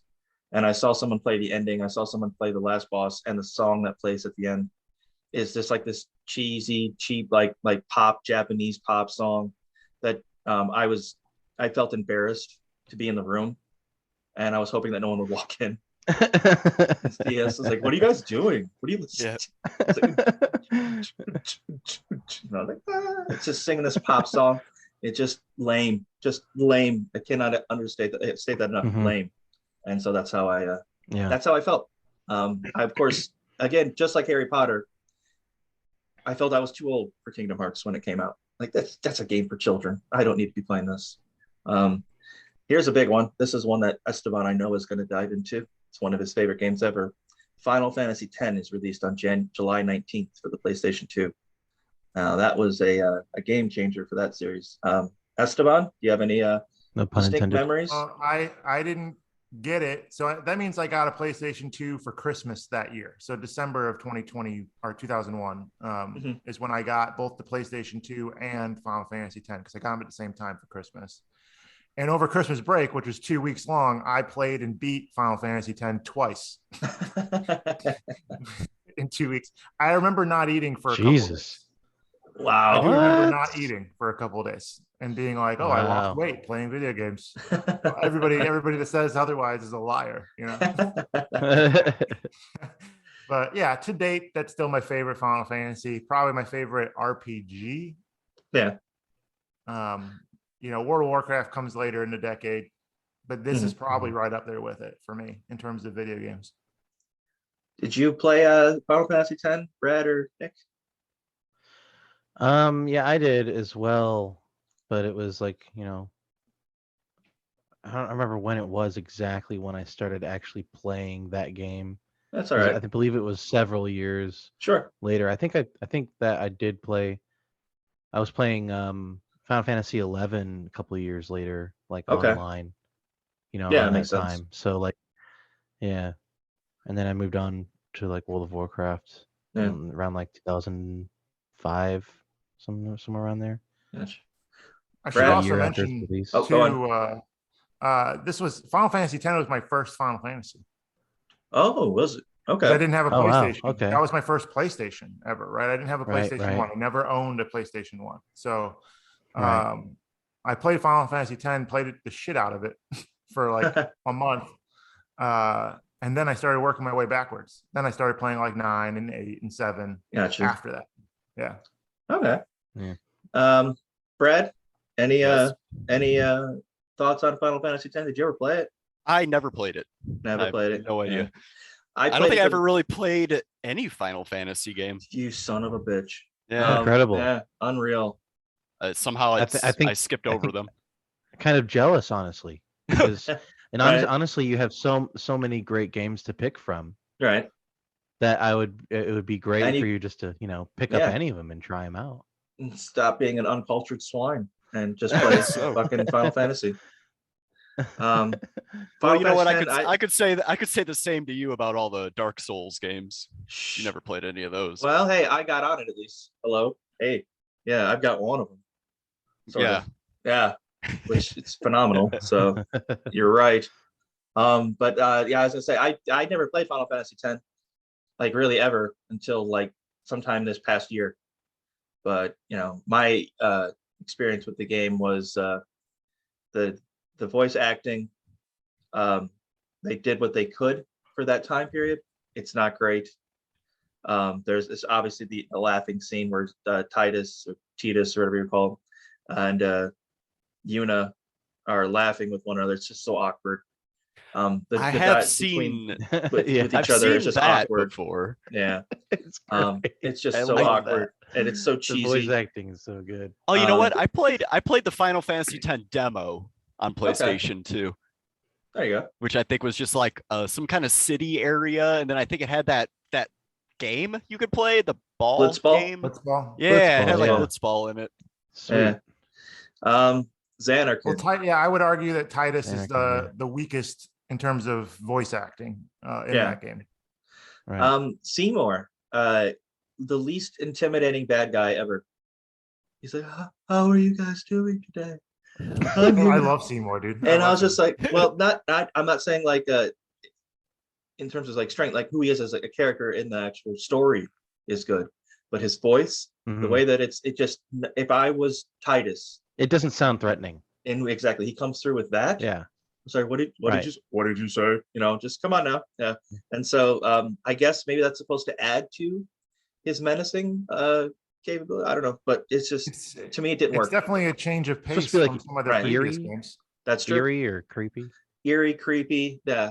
Which it Yeah. kind of is. So Right. so this Seymour guy, those things on his head, are those horns or are Hair, those that's part of his hair. hair? That's part hair of his gel. hair. That's That's hair that's gel. yeah. Wow, that's Super impressive. hold. I know. And his Incredible fingernails. stuff, Check man. that out too. He's a Quado. He's- You'll have to learn about it when you play it. His whole shtick is that he is like soft spoken and like quiet and kind of weird, but he summons these giant fucking like animus things that Mhm. just Right. wreck you. That's what he does. Yeah. Right. A lot of fun. I thought it was a really fun game. I recommend it. There's some things that you have to work past with it being, what is it, 20 years now or 21 years old or whatever. It's but it's still worth the play. It's not my favorite Final Fantasy, but it's not the least favorite Final Fantasy. Not even close. So we'll move on from that then. On November 21st, the GameCube released Super Smash Bros. Melee, which Mhm. was the first Smash Brothers game I ever played. And not to toot my own horn, but I was quite good at it. I was Marth, and none of my friends could beat me consistently or very often at all. And to the point where they just stopped playing. I was the king for Super Smash Brothers Melee. And I played that game so much, hours and hours and hours, 100 hours at least on Super Smash Brothers. Just loved it. Never played anything like it. And my friend had it on the GameCube, and when he was gone, I would just sit there and play it. And he was gone a lot, so it made it easy for me. Did you guys play Super Smash Brothers Melee? I Yeah, did I didn't not. care for it. I didn't either, but it seems to me like it definitely captured, like it was the video game that everyone played for a good 5 to 10 years, maybe. Like, I mean, Yeah. it was the Fortnite of its day. Mhm. I believe there's a Mhm. Super Smash Brothers like tournaments. Melee it's like its own separate thing, like where it's like there's the Melee tournament because people like the Melee games Yeah. so much as compared to the ones that came on the Wii and the Wii U, all that stuff that came afterwards. Melee is considered like the crown jewel of Smash Brothers games, where they got everything Played- right. I played the first one a lot, the Yeah. original for Nintendo 64, and then Same, never had a same. GameCube or anything like that, so I never played the other ones. Yeah, makes sense. On November 18th, with the release of GameCube, obviously Pikmin was released. I've never played it. I watched some people play it. Seemed interesting, kind of weird, but fun too as well. But again, like I said, I never played it. I don't know if any of you guys have, since you never had a GameCube. And For GameCube, I imagine. Pikmin? Yeah, I Yeah, don't I imagine. played that game. You played Pikmin? It was, How'd it you was like? pretty fun. It Yeah, was fun. Yeah. yeah, it was Um, fun. Pretty addicting. Esteban? Nope. Nope. That's what I figured. So yeah, it just I've heard good things. It looked fun, but I've never played it. And the last game that I'm going to mention for top video games of 2001, Silent Hill 2, came out on September Ooh, 24th yeah. for PlayStation 2. Now I recently Yes. watched a streamer play that game, like from beginning to end, and it has a lot of dark themes in that game Oh, that I was yeah. not suspecting. If you don't know who Pyramid Head is, you'll find that out by the end. Really disturbing stuff for a PlayStation 2 game. I think it does a lot of Yeah. things that Resident Evil wishes it could do. It does a lot of them better. I think Right. it's Silent Hill 2 is It's more of considered, a psychological yeah, thriller it's as much as such it a is. is considered the best of the Silent Hill. Silent Hill Yeah. 2 Yeah. is so- I don't think I ever finished it, but I did play a lot of that game, and yeah, I loved it. I've always been Yeah. into, I don't know why, but I've always been into like weird, like psychological horror stuff. So yeah, that was right up my alley as a 15-year-old kid. Yeah.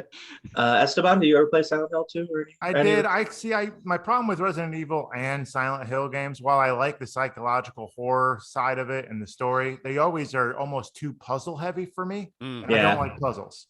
it? I Gotcha. think that's always why I makes never me- finished it, because I couldn't figure out a They're puzzle. or- difficult. They're not Yes. easy.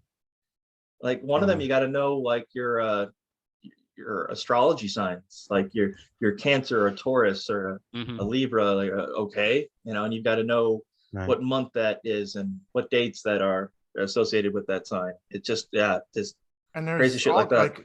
Not to go back to Final Fantasy, but that Final Fantasy X had the same problem. If you remember, you'd go Yeah. like into Right. different rooms and it would break up the story, and you just kind Right, of they like had the what is spears this? and stuff. Yeah. I hate the Oh. worst one in Final Fantasy X was when you were on like those platforms Mhm.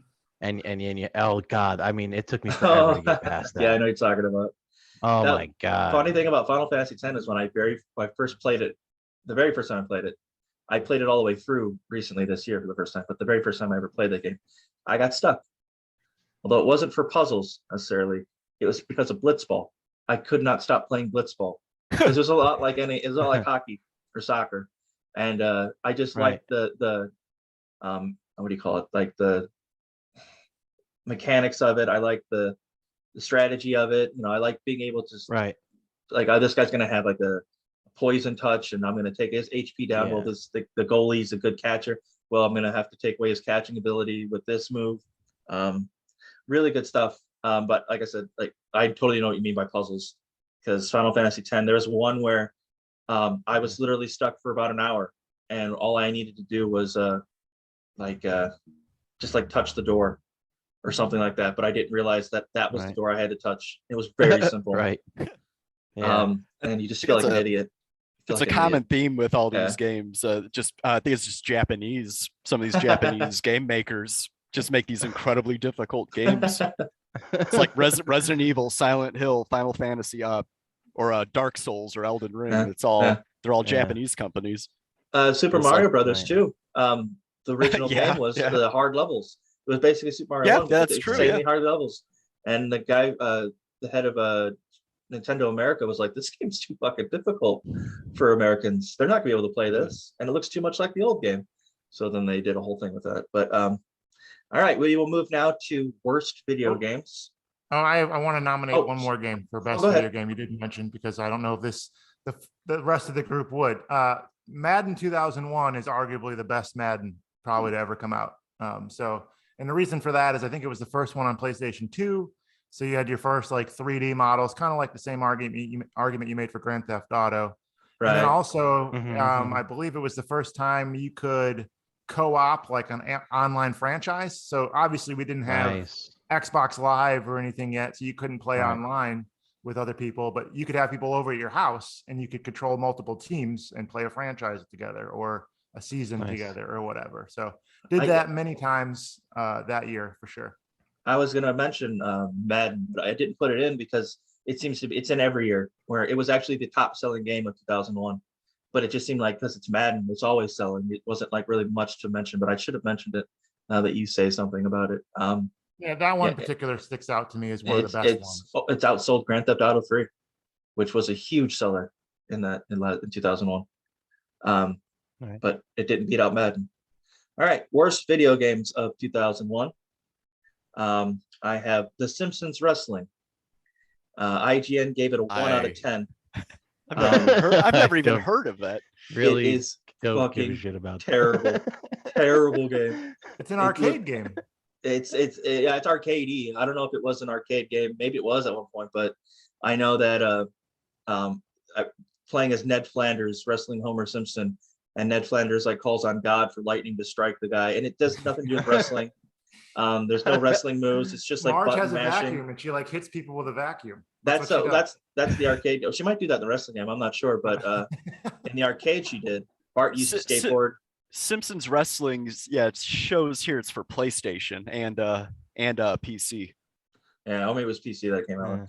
Yeah. Yeah, but it got a 1 out of 10 and for 2001. Another game I Wow. mentioned for worst video games, Survivor, the interactive game, came out on like Windows PC.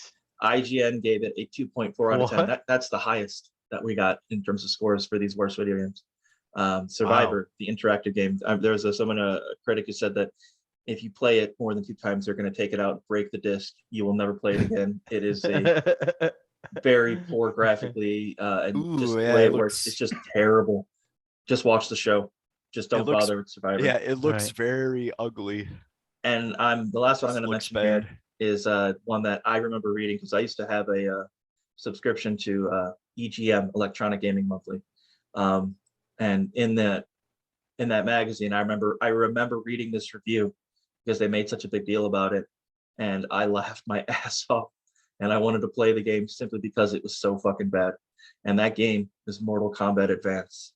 Now, Mortal Kombat Advance came out for the obviously the Game Boy Advance, but it was a arcade port of Ultimate Mortal Kombat 3, which is actually a good one. So there's on the arcades, Ultimate Mortal Kombat 3 had like every Mortal Kombat, every character, every zone. It was really well, it was done well. But when it got ported Yes. to Mortal Kombat Advance, the arcade has way more buttons and controls than a Game Boy Advance. So they had to limit the moves that you could do. They had to make them simpler. They tried to move. They also Really? didn't have enough memory, so like you couldn't. There was certain like levels that weren't even included in the game. There were certain players that weren't included Oh, in wow. the game. You could only do like one fatality and one friendality or whatever it is, or friendship, whatever it is. A friendship. A friendship, yeah. And you could only do one of those.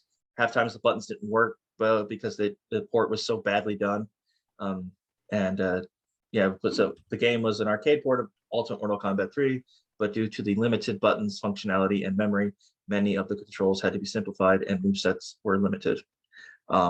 Funny as hell because it was the first game that Electronic Gaming Monthly gave a score of 0, a first for the magazine.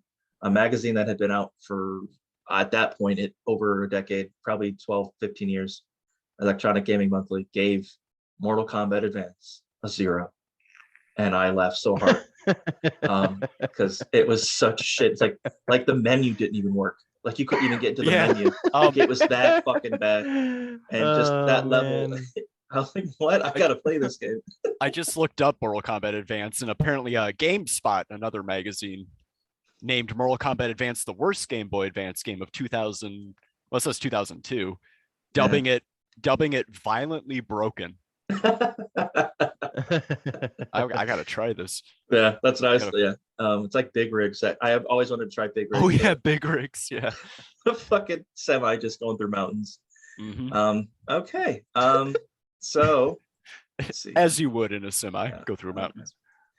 And that will be our complete reflection of 2001. I will end here with my closing remarks, and they are: the year of 2001 started off with the launch of iTunes, but we be forever remembered for the attacks on September 11th and the beginning of the War on Terror.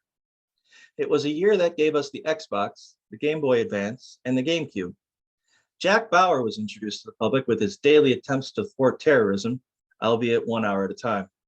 Natural disasters were almost a weekly occurrence, with numerous earthquakes, tornadoes, hurricanes devastating large portions of the population across the globe. However, in the midst of all the chaos, a resurgence of empathy, compassion, and camaraderie took hold of a nation reeling from an attack by an outside entity. In a showing of unity not seen since Pearl Harbor, America found strength in one another. We realized that we're all in this together. Unfortunately, within a few weeks, most of what was felt after the attack was gone, blurred by party lines and patriotic one-upmanship. What started out so promising ended with fear and uncertainty as we headed into 2002. Long gone were the days of carefree flights and light security. Enter now the days of widespread surveillance and strict guidelines. It was a turning point for the United States, one that would be handled with grace and compassion, where we would show the world that we could be trusted with our intelligence, to display to the world our high moral and ethical standards, where we would take great care to ensure that those who planned the attack were held accountable and not one innocent civilian would be harmed, where we would have a clear plan of action with an obvious end goal, that we would not sway from our ideals as a nation, that our response would be precise and accurate with little to no nation built. Oh, wait, right, never mind. We decided to reinvent the term drop the ball, or a slightly more vulgar term, completely fucked it up in every conceivable way imaginable. And with that, I hope you enjoyed our conversation and will join us again for another installment of History with Hersaphat. Take care of yourselves and each other.